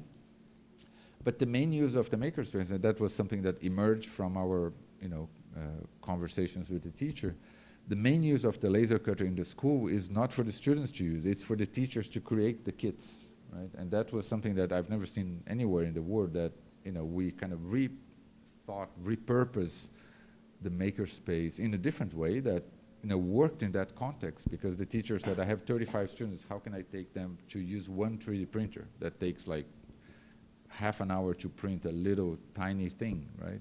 And so they, instead of using that in that way, they decided to, or they realized that it was better to use it to make kits that they take to the classroom so everybody can use the materials. So again, a very different and innovative way to use maker spaces and maker technologies that emerged from this project. So now I will talk about a second example that's very different from this, and that's a research project that we call Cultural Making. And so we partnered with some ethnographers, anthropologists, and educational researchers to look throughout different places in Brazil how people make things, right? So we went to Quilombola communities, to indigenous communities, to Samba schools, and we were documenting and finding out how people in those communities make things, because maybe that could inform both how we take STEM education to those places, but also we could learn from them and bring that knowledge to our maker STEM classrooms as well, so that we are learning things that are, you know, authentic to Brazilian culture, and we're also honoring the incredible expertise that lots of communities have in making things, and not just saying, oh, all the stuff you do is not important, come to the makerspace and learn how to laser cut, while they are doing amazing, crafts or amazing things. So one of those amazing things is the samba schools, right? The scholars of samba, and this is work that I do with Professor José Valente, Eliton, who is finished his PhD at USP here, Raquel and Leah. So, anyways, I'll go through this very quickly because I only have 5 more minutes. So, Eliton, this student, he has been, he spent, I don't know, like maybe 100 hours in the Vila Maria Samba School here, and kind of following the Carnavalesco and all of that. And so we wanted to know, like, how can people do these amazing things in, every year it looks like absolutely wonderful, it's like a perfect human face painted in like gorgeous, it's, how do they make this? And, we thought, oh, maybe there is this kind of very old man artisan that goes sculpting these things all year long. And then we realized something very different, right? So this guy, he takes a 3D model of a human face, and then he does, the editing in the 3D software, and then he glues a transparency to the computer screen, right? And then he copies the outline with a kind of, caneta de reto projetor, this kind of overhead pen, and he does this for every slice of the head, right? And then he projects this on a huge styrofoam board, this transparency, and then he, traces it again, and then he goes with like a hot wire and cuts all the layers, and then he assembles, and then so he's like a human 3D printer, right? He came up with this system, amazing, that he just does everything on the computer, then he copies, projects, and that's how he, so like, again, I've never seen this anywhere in the world, like this incredibly creative way of using 3D technologies, right? Much better than like printing in a 3D printer. Like he is his own 3D printer. And this is like, like 5-6 meters tall. This is, you can see this size. This is not like, it's like twice the size of the height of this room. So, it's kind of amazing creativity, and also it's not like the old man with the little, like, sculpting. Like, people are aware of technologies, but he's not like, oh, maybe I should buy a gigantic 3D printer from the US and, spend all the money. He said, no, we use what we want, and we kind of improvise and create new things. And this is, I think, like an amazing example of, like, Brazilian or global South creativity, mixing new technologies with old practices, right? So that's one of the places we researched. The second place is in Minas Gerais, in a place called Milho Verde, where this Quilombola community, they do what they call the quitandas, which are like this kind of cookies or baked goods from Minas Gerais. And the critical part in this thing is the oven, right? Is where you bake these quitandas, these cookies. And so this Quilombola community, this group of women, they develop amazing methods to build this oven. You might think it's easy, just like put some clay and, but it's actually very hard. Particularly like the top of the oven, if you know a little bit about, for example, there is one of the biggest problems of like Renaissance architects or medieval architects was like how to do the dome of the cathedrals or the dome of these big buildings. And there's this famous dome in Florence, for example, that no one could ever like finish, and then so doing this kind of domes is really hard because there's no support in the middle, right? And that's one of the hardest problems in engineering architecture. And so they have and I'll show you a video where we can see how they fix it. So this is, the last slide. So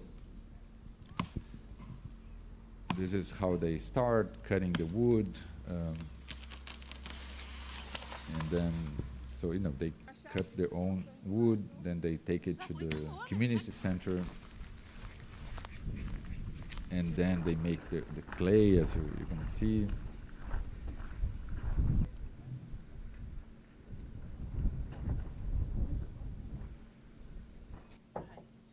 So they build this kind of, because it cannot be exposed to rain, etc. So they build this thing, and then they make the clay, and there's a special mixture of water and that works particularly well for making ovens. And then you see that, and I'll comment in a little bit, like they start building the brick part, and when it comes to the dome, then they look what's around them, the parts, the kind of found materials, and then they create a new solution every time, right? So here you might see them saying, oh, let's use this part of like a stove. Então corta mais, não é só pôr atravessado assim, ó, e outro por cima. So they're trying, they look at what's around them and they try, oh, let's this metal bars, or let's put this. E vem coisas assim, ó. E faz a travagem. Se tivesse arame, uma rodinha de arame, era pronto. O arame não tem um pedacinho de tela. Tela velha, não tem não. Tela velha, pedacinho. Só a ferragem com tela, tá bom? Não, porque a tela punha por cima e jogava barro. So they found some clay, ceiling tiles, and then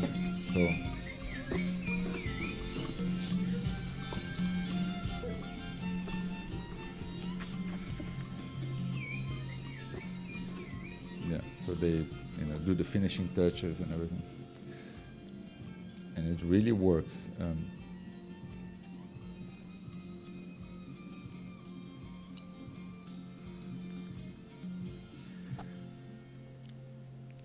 Yeah, so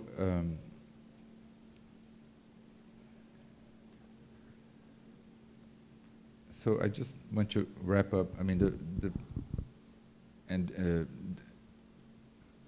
this is a particularly interesting thing because it's a plant that burns at the exact temperature where the oven is ready for the baked goods to go in, right? So they found out a thermometer that's basically a plant that's.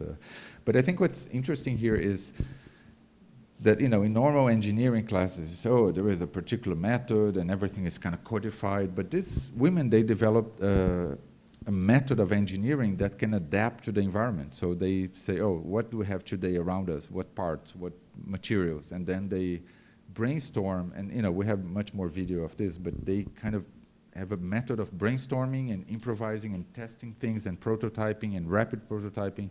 That's very advanced engineering, right? That's what, probably at the engineering school, you teach students how to do this process and everything. And these women developed this on their own, and we're doing, and those ovens, I mean, they work. It's not like, just a kind of a make-believe thing. And it's hard because they get extremely hot. So it's, I mean, you might imagine that it's not easy to make something like this work with the right temperature and everything. So I think, probably in Thailand, in Brazil, in many other countries, if we go and talk and document those things, you might find lots of engineering that doesn't look like the engineering maybe that we learn here at the engineering school, and science that might not look like the science we learn in science school, but are complex, interesting, deep, and could inform education both ways.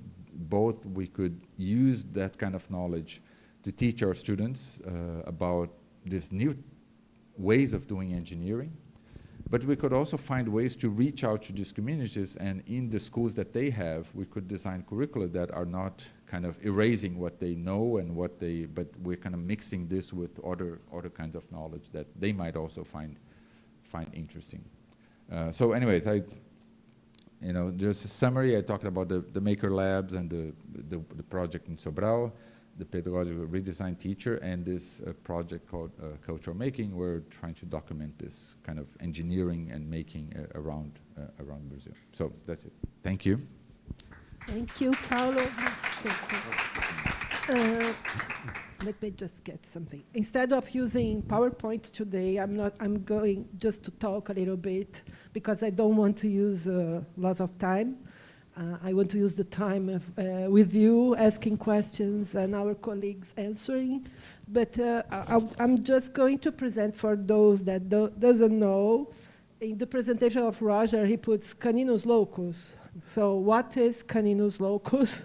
I'm just going to show you one of the caninus, that is Labrador. I don't know if the camera can see it. Yeah, this camera? Yeah. So what is caninus locus? We are crazy because we are electrical engineers. And we want people to understand what is inside the equipments and how can I create new equipments, new solutions. So the Google board is wonderful for starting because you can see the results without losing time with details. But for those that are nerds like us, that we love, we can use more difficult things to solve things where the hardware, for example, the hardware of Google board cannot do very complex processing. So you need more processing power. And caninus locus is one hardware that we developed here at Polytechnic School. We have several different hardware that were developed here, but this one is one that you can use at basic school and you can use also at faculty level. We can do many things with this that consume very low power. It's around 1 watt, but it's a computer. If you have a keyboard, a screen, and a mouse, you just plug here and you have a Linux computer. And you have several, how do you call this? Pins. Pins. You have several pins where you can put sensors, you can put motors, you can put whatever you want, and you can develop a prototype of something to solve a specific problem. And in our labs in university, both here or at Thailand or New York, you can change and develop your own product. So this is a development environment for you. So it's a Linux environment where you can, we are developing some improvements to make it easy to use this kind of board. So using visual languages, not only writing Python or something like that, we also have some visual ways of using this kind of platform. So I'm not going to talk about this today, but if you want to know more, you can find in our Caninus Locus platform, our website. Yeah, and I'm just tell you why we put this name. We put this name because it's a beautiful name, and we can have different dogs. For example, we have Labrador, that is the first one, a very nice dog. But we also have fleas, that are very small stuff that we are developing, and very soon you are going to be able to use also the Border Collie, that is a more intelligent dog that has specific power for AI performance. So, that's the environment that we want to create, an environment where you can think whatever you want to solve problems, and the power to solve the problems first is your mind. And the second one is the tools. The Google board is the starting point. And later on, you can use boards from Caninus Locus family, where we are stimulating people to develop their own projects, but they can customize their products later on. And we want people to really put this on the society to be used. So if you are going to develop a project like those that Roger showed us, the project for the school. They put it running in the school. It was not just a prototype. Oh, it's mine? Sorry. So that's why we made this partnership among our universities, because we want to create a worldwide environment where we can share ideas, but not only share ideas, we want to develop things. And I told you that I would say why you put this name. Because it's beautiful, but also because our mentor for many projects that we have here is John Madog Hall. He's an American guy that was the mentor of Linus Torvalds that developed the Linux operating system. And the Americans like to change their names. So his name was John Hall, but he put Mad Dog in the middle. And Mad Dog is Caninus, Caninus Locus, that we could honor John and at the same time to find a name that could be a nice brand for us to work with teenagers and to work with adults. And one difference from this board, for example, from Raspberry Pi, is that the specification that we are using is industrial specification. So if you develop your prototype and later on you redesign and make your own solution, it will be able to work on different temperatures, and we have all the stuff, if you want to test, we have all the stuff to use this in our labs. Well, now I want questions for our colleagues. I have one question, and after that I will pass to you. For you, I was curious how you select the students for those schools, and also you said that they live inside the university. So say they stay the 3 years of high schooling apart from the families. Yeah. They go in the weekends, or how it works. Oh, so first for the selection process, there's 2 tests. The first test will be the same test as Mahidol Vidyanusaran School, and after that, when they pass that test, then they go into another test, which is specifically for the SciArts project students. So the test is more like general standardized test that in the subject like science, mathematics, and English. And then so there's like quite tough selection process. Yeah, so that's like they need to take 2 tests. And about the living, like they boarding school. So in order to have the science project localized at Chiang Mai University, we need to manage the dormitory. And for the Chiang Mai University, the dormitory is one of the campus, which is near the main campus. Yeah, and another location, they also have the dormitory within the campus. Even if they live closer to the university, they must... They require to be in the dormitory because like to create the bonding, and also after school activities. Sometimes they need to do the research until 10 p.m. Like I have one of the students do the physics project with me. Sometimes finish at midnight and they need to drive him to the dorm. Do they go in the weekends? They go to their homes or not? Yeah, for weekend they can go back home, and for the summer break they can also go back home as well.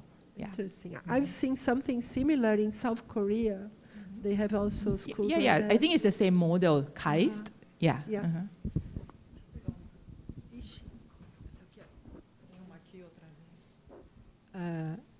Hi, thank you so much for your explanations. It was so interesting, and it has a lot to do with the things that we do here, so I can really connect to everything you talked about, all of you. And I have a question that has to do with Professor Joseli. Are there only gifted students that you work with, or like specially gifted, over gifted, or there are also normal students, like medium students? For the science project, we tend to use the term gifted student, but they're more like the student who interested in science and mathematics. Okay. Yeah, and then they're willing to spend time learning and do some activities, because it's exhausted to be science project student, because it's activity over the weekends, and sometimes summer they have the camp that they need to go to, so they need to be like into the subject matter first. Yeah. And all the, because you have all over Thailand, you have universities that are also in this program. So all the universities also have boarding schools. It's always boarding school. Yeah, it's a requirement. It's always boarding school. Is it something common in Thailand, boarding schools, or is it something special? Or it's for the science focused school. It's a requirement to be the boarding school because the credit is so is higher than the normal school. So in order to do that, they need to be boarding school so they can do longer hours. Yeah. Okay, just one more question. So how do you break down girls and boys? Do you have more boys, more girls, or do you take care about, to have 50-50? How does this work, boys and girls? Is by just just test if they pass the test. Yeah. And then, but for the dorm, we have the girl side and the boy side. Okay. Or they some location they separate by floor, but normally it's going to be they need to have a certain entrance to the girl side and then to the boy side. But in general, do you have 50% or 50, or do you have more boys? Yeah, or? Yeah, it's almost 50. 50-50. Yeah, Okay. yeah. Thank you. Thank you for your presentation. My question is basically for all of you. Is it possible to engage all students or just a selected group? Or just a selected group? I'm asking this because when you use a technology approach, when a technology approach is offered as a subject, the majority of the class does not engage. But you get just a select few that engage in this approach. Professor Paulo, I don't know.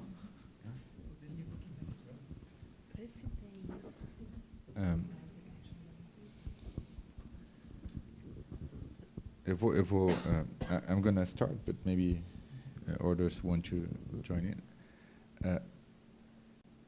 I think in schools we need to have two kinds of models. One is after-school programs, because if you want to go deeper into something, if you're really talented for, science or sports or whatever, schools should allow students to go deeper into those kinds of things, right? So they stay after school, they spend several hours doing projects and everything.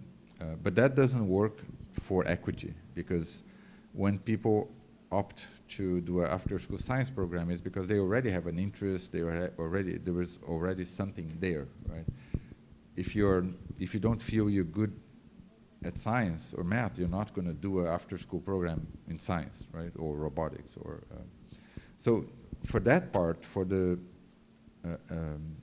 equity part, you have to do things in the normal school day, right? Because that's where all the students are. If you don't do that, and you only do after school, you end up with this situation where you have the robotics lab with the same 15 kids doing the work, but and then the rest of the school, 1,000 students, have no idea what's going on there, and then you have a robotics lab that's super cool, but only for 1% of the students. So you have to have both. So when you're doing this in the classroom, the technology needs to be integrated with the curriculum, right? So it's not like, let's learn programming in the biology class. No, you're learning biology, but you're going to use the tools of programming for whatever. So in the case of the nervous system unit, for example, the goal there was not programming. So the boards were pre-programmed to react to the sensors, right?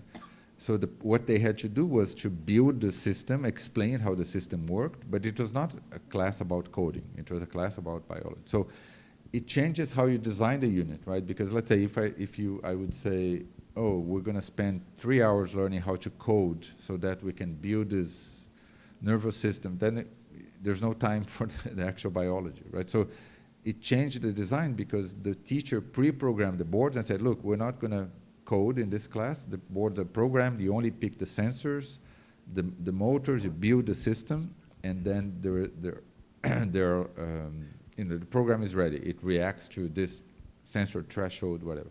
So anyways, when you're doing technology in the normal disciplines, you have to be careful not to make the technology take over, because it's easy, it's flashy, it's nice, so it requires very careful design so that you only use what's needed for and then, if you want to do coding or robotics per se, then it's a different kind of moment, right? I think so. Okay, just to quickly add to this, I think it's a good question, because sometimes when you see case studies in presentations like this, it's like the selected top, right? But the question is what about the others? So I think it's a complicated question, right? Because people, one way to look at it is everyone will have things that they like to learn, and there are things that they have to learn, right? But they might not like it, but they have to, mathematics, whatever. And then if you combine that with the tools and methodology that is used in the class, it becomes like a grid, right?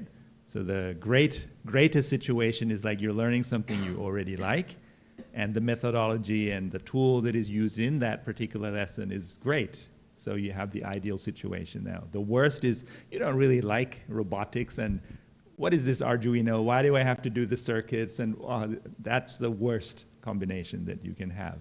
So I think,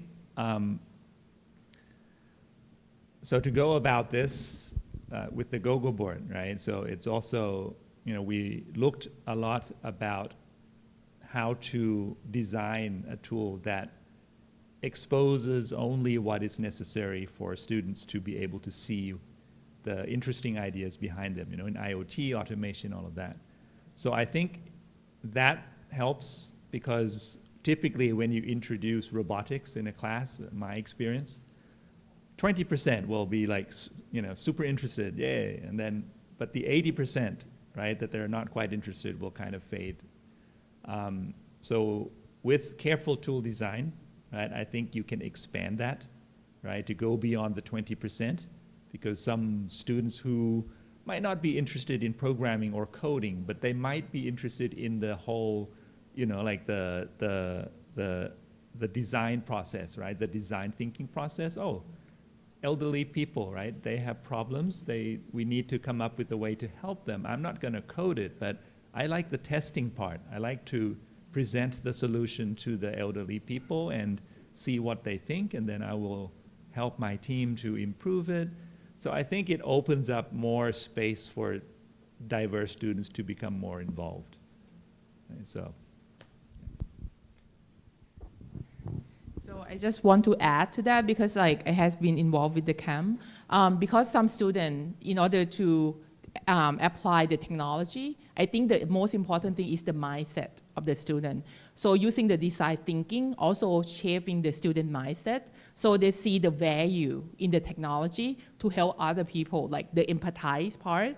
When they talk to the elderly, so they see the value in their project a lot. So they more involved, they want to put more effort into that. So I think that the part of the design thinking, that's why we implement that before the tools. Yeah, and then I think that's really effective in order to teach the every student to see the value in their work in technology. And for the standard curriculum in Thailand, I want to share about the curriculum part. In Thailand, we start the new curriculum 8 years ago. Since 2017, every school have to teach the new subject we call computing science, starting from grade 1 to 12. This is like a coding, system thinking, computational thinking, and computer science. So ideally, every child in the country have to start to study this. But in the authentic side, it depends and vary. Well, I just want to add something. It's really important for everybody, since kindergarten, to understand that computing and electronics is everywhere, in all areas. But to design good tools as the Google board, where it's very easy to put computing in action, yeah, because you want to see the result, not to spend a lot of time to understanding how to use. So this is really important. Another important thing is to observe. When you have a group, you need to observe if the students are engaged, because sometimes it's important to develop other strategies, because for example, in this school, I need some time to work with the girls, maybe apart from the boys, because the boys are too much energetic using the tools and putting the girls aside. So you need to observe the status of the students, if they are, all of them are working. That's the importance of the teachers. The teachers are in the domain of the situation, and they need to observe it. If somebody needs to be equitable, you need to treat each student in the way that they need. So I think, but you need good tools, because when we are using bad tools, and everybody needs to learn this and learn that, and you put there, they will hate. That's what happened with mathematics.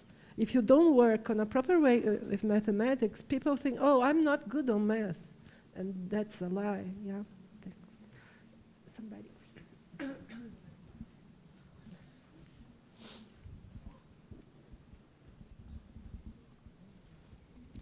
I have 3 questions, actually.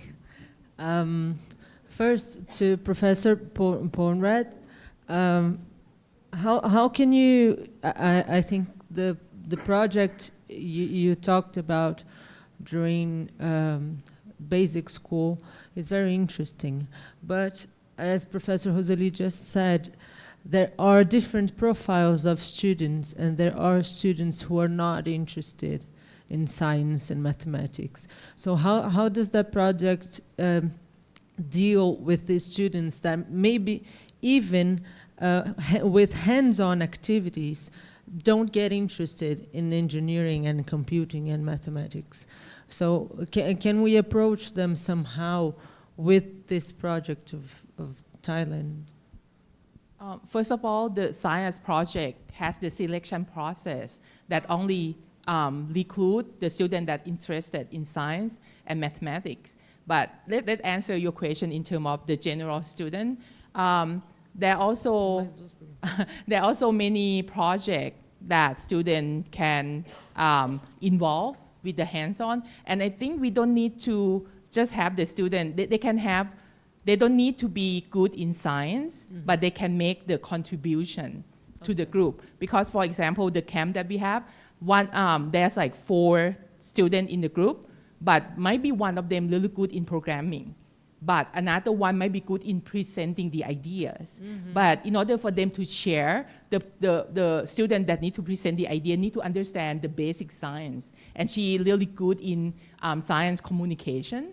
So I think it's part of the facilitators and the teacher to be able to see that, to bring out the potential of the students. Okay. But you need to be involved, like the facilitator. Yeah, you can. I think the project is very beautiful, so you can teach students that have difficulties with mathematics some other way that's not on the board or writing or doing exercise. And to add into that, like, because we have professional development, so sometimes the teacher that just get into the program, they might have hard time because they don't have that much experience. So there may be some faculty members that has more experience, like from the university, help them out, like how to teach the mathematics like in a new approach, or how to teach physics in a new approach that makes students see the abstract idea or see the equation better, like visualize it or conceptualize it. So that was my second question. The role of the university in this project is to bring different approaches and different projects for the students to develop on. Yeah, okay. That's right. You're correct. Yeah. Thank you. And my last question is for Professor Paulo.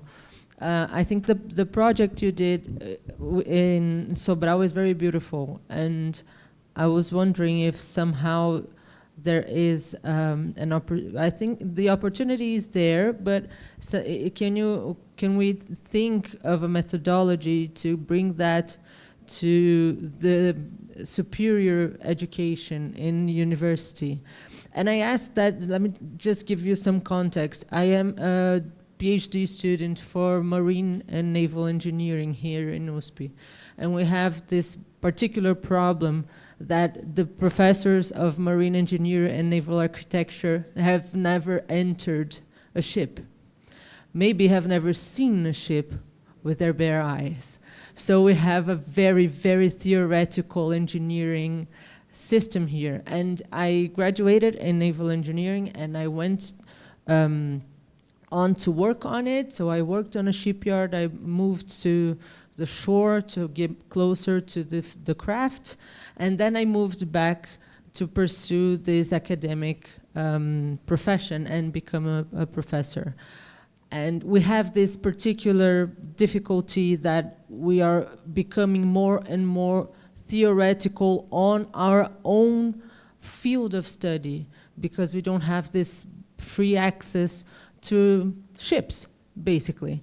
So is there, and I think the opportunity presents itself in our course, in our graduation course. So is there an opening to discuss these uses of different approaches and practical approaches of study when we talk about graduation and superior courses? Yeah, well, thanks for the question. I'm very familiar with this because I also graduated from in engineering. So I know how it's kind of overly theoretical, disconnected from practice. I think there is a kind of interesting historical background to this. So the original engineering schools in many countries, they were very hands-on. Like engineering was not like a highly mathematized thing. It was a lot of experimentation, a lot of, and then with the expansion of engineering schools, there was an issue of cost because it's kind of expensive to have all this. So there was a push towards more like classroom instruction and larger classes and less labs and all of that. And then engineering became this kind of degree where you have a lot of math and physics and whatever, and a little bit of hands-on stuff, right? But this history is a little bit lost. But if you do the research, you realize that part of this was cost. And then when the Russians put the Sputnik, then in the US especially, the government gave tons of money for the engineering schools. They said we need to top the Russians and put a man in space. So there were like science and engineering programs everywhere, and there was like tons and tons of money. And then engineering schools became more like lab-like, right? And then I think after the space race was done, kind of it went back to, and then in the 90s and 2000s, in the last like 15 years, because people were exiting and not going to engineering careers, even here, like a lot of people were just dropping out. Then the red light was, on again, and people were like, we need to make engineering. And then there was again like a lot of, so anyways, there was this kind of historical ups and downs of, but that's just to say that there's nothing about engineering that is, it should be theoretical because that's the only way to do it, right? Actually, there have been many different combinations of theory, lab, and practice and everything. So I think it's partly a problem of culture and partly resources. So the resources is just like, you just need a ton more labs, a ton more equipment for, you can't have like 300 engineering students doing labs hands-on if you don't have the infrastructure, right? So that's one thing. But the other thing is the culture. So in a lot of engineering schools, there's this culture that real engineering is math and physics, And if you're like experimenting and not mathematizing everything, it's not real, it's not serious, and that's just not true, right? A lot of great engineering, like for example, Faraday, who was one of the inventors of electricity. He knew very little math, actually. A lot of what Faraday did was empirical. He was a great experimentalist, and he would design amazing experiments. And then Maxwell was, the mathematical genius, and they actually overlapped in, and he saw all that stuff and said, oh, this Faraday guy, he's doing experiment, but I'll do the math part. And then he did, the Maxwell equations and everything. But throughout history, there's a lot of these kinds of things that some, amazing scientists and engineers are more empirical, some are more mathematical, but we don't tell these stories enough, I think, so that students who are less mathematical and more empirical, they feel like, oh, this is okay, right? This is, it's okay to do this. So I think there's definitely a need to do this, and I think this model that we did in Sobral, just coming back to your question, of having ways to help these professors that have been teaching with the same slides for like 20 years, right? It's not necessarily because they're like bad people, it's just that they have no time to change everything because it's a lot of work, right? So having ways to help them redesign their classes, outside help, consultants, or maybe other professors from the School of Education or specialists in engineering education, I think would be a great help. I think in higher education, just like in basic education, we underestimate how much time it takes to design a new class, to redesign. It's a lot of time. It's many hours, and no one has those hours. So we keep kind of saying, oh, we need to change it. But so I think what Sobral taught us is that unless you have people helping in this process, it kind of never happens, or it's very, very slow. There was an event from the University of Texas here in the mechanical engineering, and in the University of Texas they have this person that was the person that your project. Thank you. This person that your project concluded that there has to be in the basic students, the basic schools, right? There has to be someone worried about education and higher education. So in the University of Texas, if I'm not mistaken, they have this one professor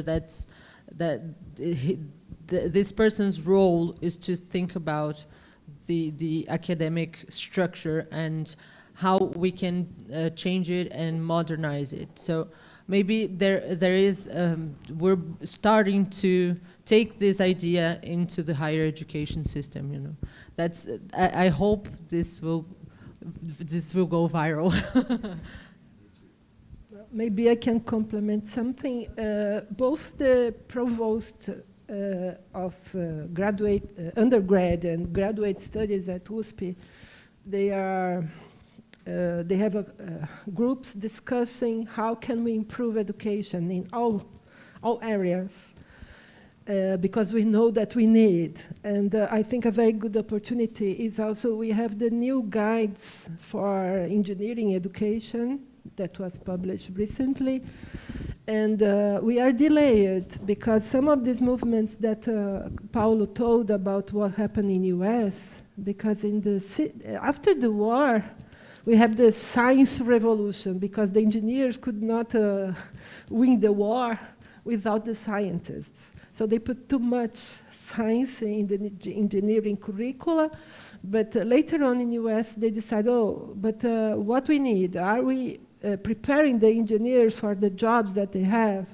So they start working with competence-based curricula. They have accreditation movements and several things like that, but we didn't have here. So so now we have the opportunity to change because we have a new guidelines, and also the extension.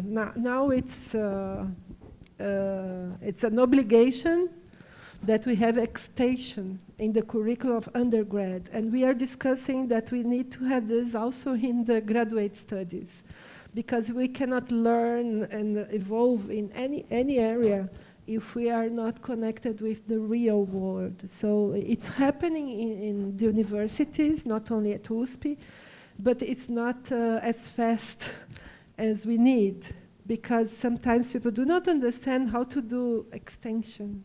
Yeah, you know, here we have the provost of graduate studies, undergrads, and so on, and we have cultura e extensão, culture and extension. Anything that people didn't know where to put, they were putting in the culture and so there is a discussion of what it is and how can we really improve and connect it with the real world. Another thing that we need to improve in Brazil is it seems that when somebody goes out from the university, oh, I will never go back. So this communication with the alumni and also the communication with the industries is not good in the university. Sometimes they go to, especially to the public university, an industry comes because they want something cheap. I want to solve a problem, the university is public, so they have the obligation to help us. And we need to have a cooperation, as we see in many countries that are developing much faster than us. So we need to change the culture. And I think an important point is to start with the youngers, showing them that they can produce science and technology, they have creativity, and the education system is part of it, but it's a never-ending story. We are always producing something. Just quick compliment. When I hear your story, it reminded me that I already saw many teachers in schools who teach English but has never spoken to a foreigner. I'm sure that many math teachers who teaches calculus has never quite used calculus in the context of what they taught. So I think it's a very common and big issue, and part of all the efforts that we're trying to do, with the SIA school. I think they're trying to change, creating a culture that will change that. Because like what Paulo said, the system has evolved, right? It used to be hands-on. Maybe through one generation, it became very theoretical in some areas. So with the initiatives, being optimistic, maybe another generation, we can fix this and move back so that everything is more tied to the real world.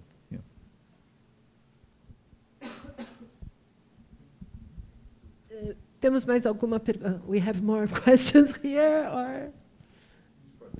Adelmo?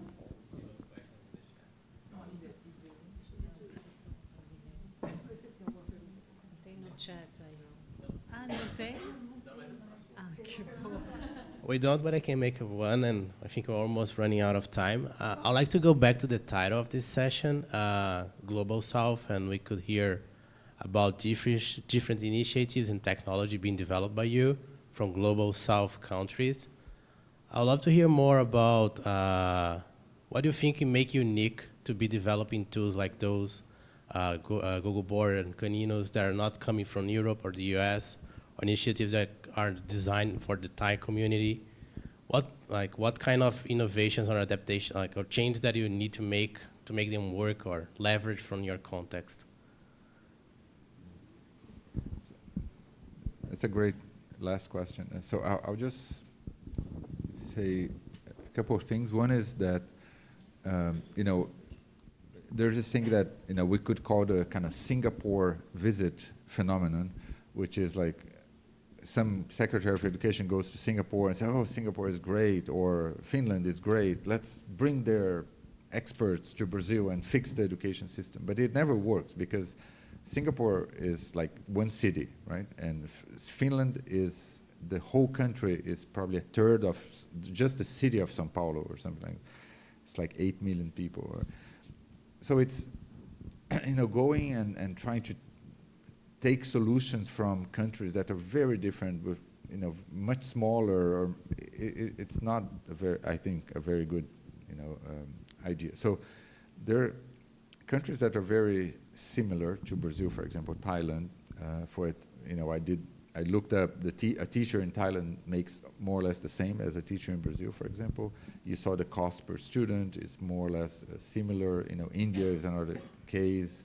The Philippines, I mean, there are lots of countries that are very big, have lots of similar education problems, lack of teachers, lack of infrastructure. And I think it's not so much about copying solutions, but it's collaborating internationally to bring the principles that worked and adapting them to a new context, right? So, for example, we're not going to say, oh, we want to do a franchise of the Syed schools and, you know, Syed schools BR or something. We say, oh, maybe we could create or transform a school we already have in Brazil, or a system, or create a project here. It's going to be different, but we don't have to start from scratch. We can, you know, learn from them how they do the selection, what didn't work, whatever, which is what we do in science, right? We look at the papers that people did before us, and so I think this, you know, it's glamorous to go to Finland and Singapore. You know, I've been there too. You know, but I think for us, it's very hard to adapt those kinds of solutions. And it's much faster to do what we're trying to do here, to share, you know, the experience of Syed, or to say, well, we cannot have, you know, Lego $500 Lego boxes in every school, but maybe we can have a Google board and Caninos and things like that are developed here, so we have more control. We can, you know, adapt it better instead of, you know, always bringing this kind of hard to adapt solutions from outside.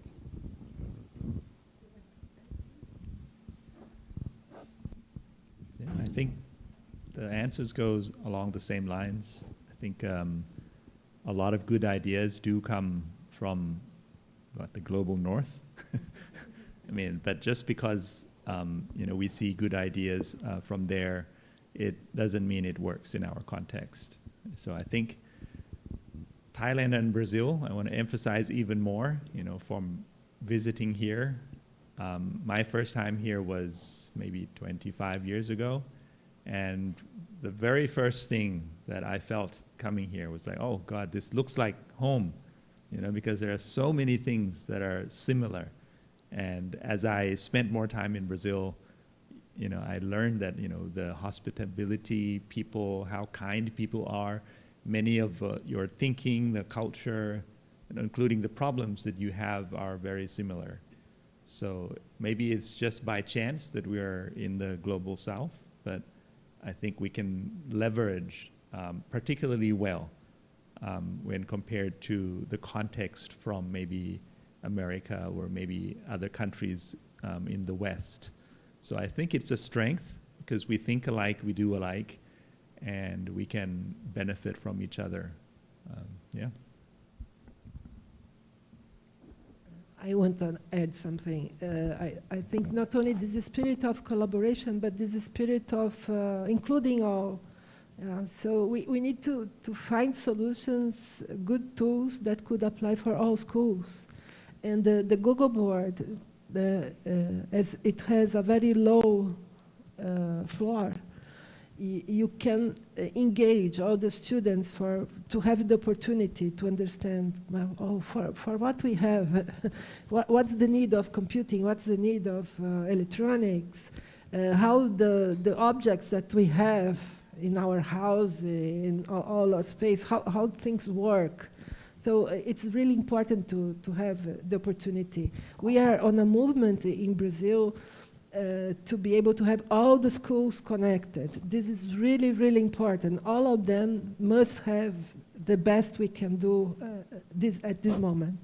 And we need to develop solutions, not only technological solutions, but also strategies. What kind of strategies work in different places in the country with different teachers? So this is really important that we could share experience in Thailand and here. So I don't know if you want to give the last message today for people that are listening, the final remarks.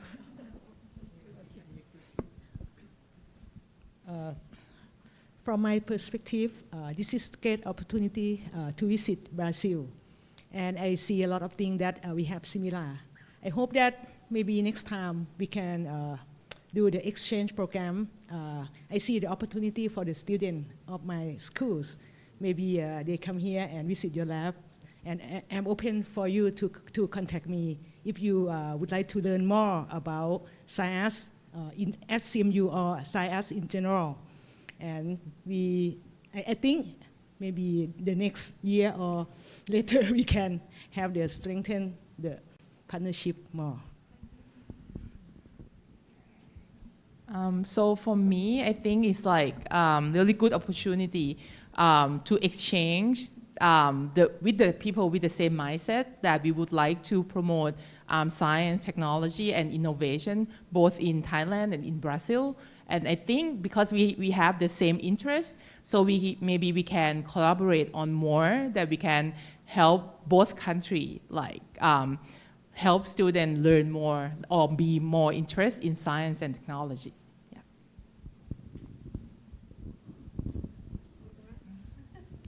No, I think I'm done. I just want to thank our guests from Thailand that came a really long way. Also, thanks Rosalie for the organization, hospitality, and thank you all for coming. And we hope that this would just be the first of many conversations on this topic. So, thank you. Just one more. Yeah, we have a very good opportunity. If you have money and you want to invest, we would love to have some colleagues from Thailand taking part of the National Science and Engineering Fair that will be held here at USP in March. Maybe we have time to have some support and bring some students from Thailand to here together with you. And also, we would love to go to Thailand, so we are going to work hard to get funding to be with you. Thank you so much. And with you also, Paulo. But with Paulo, we have a longer history, but we work to stop in New York and go to Thailand, and it will be great. Thank you so much. Thank you for all of you. Thank you.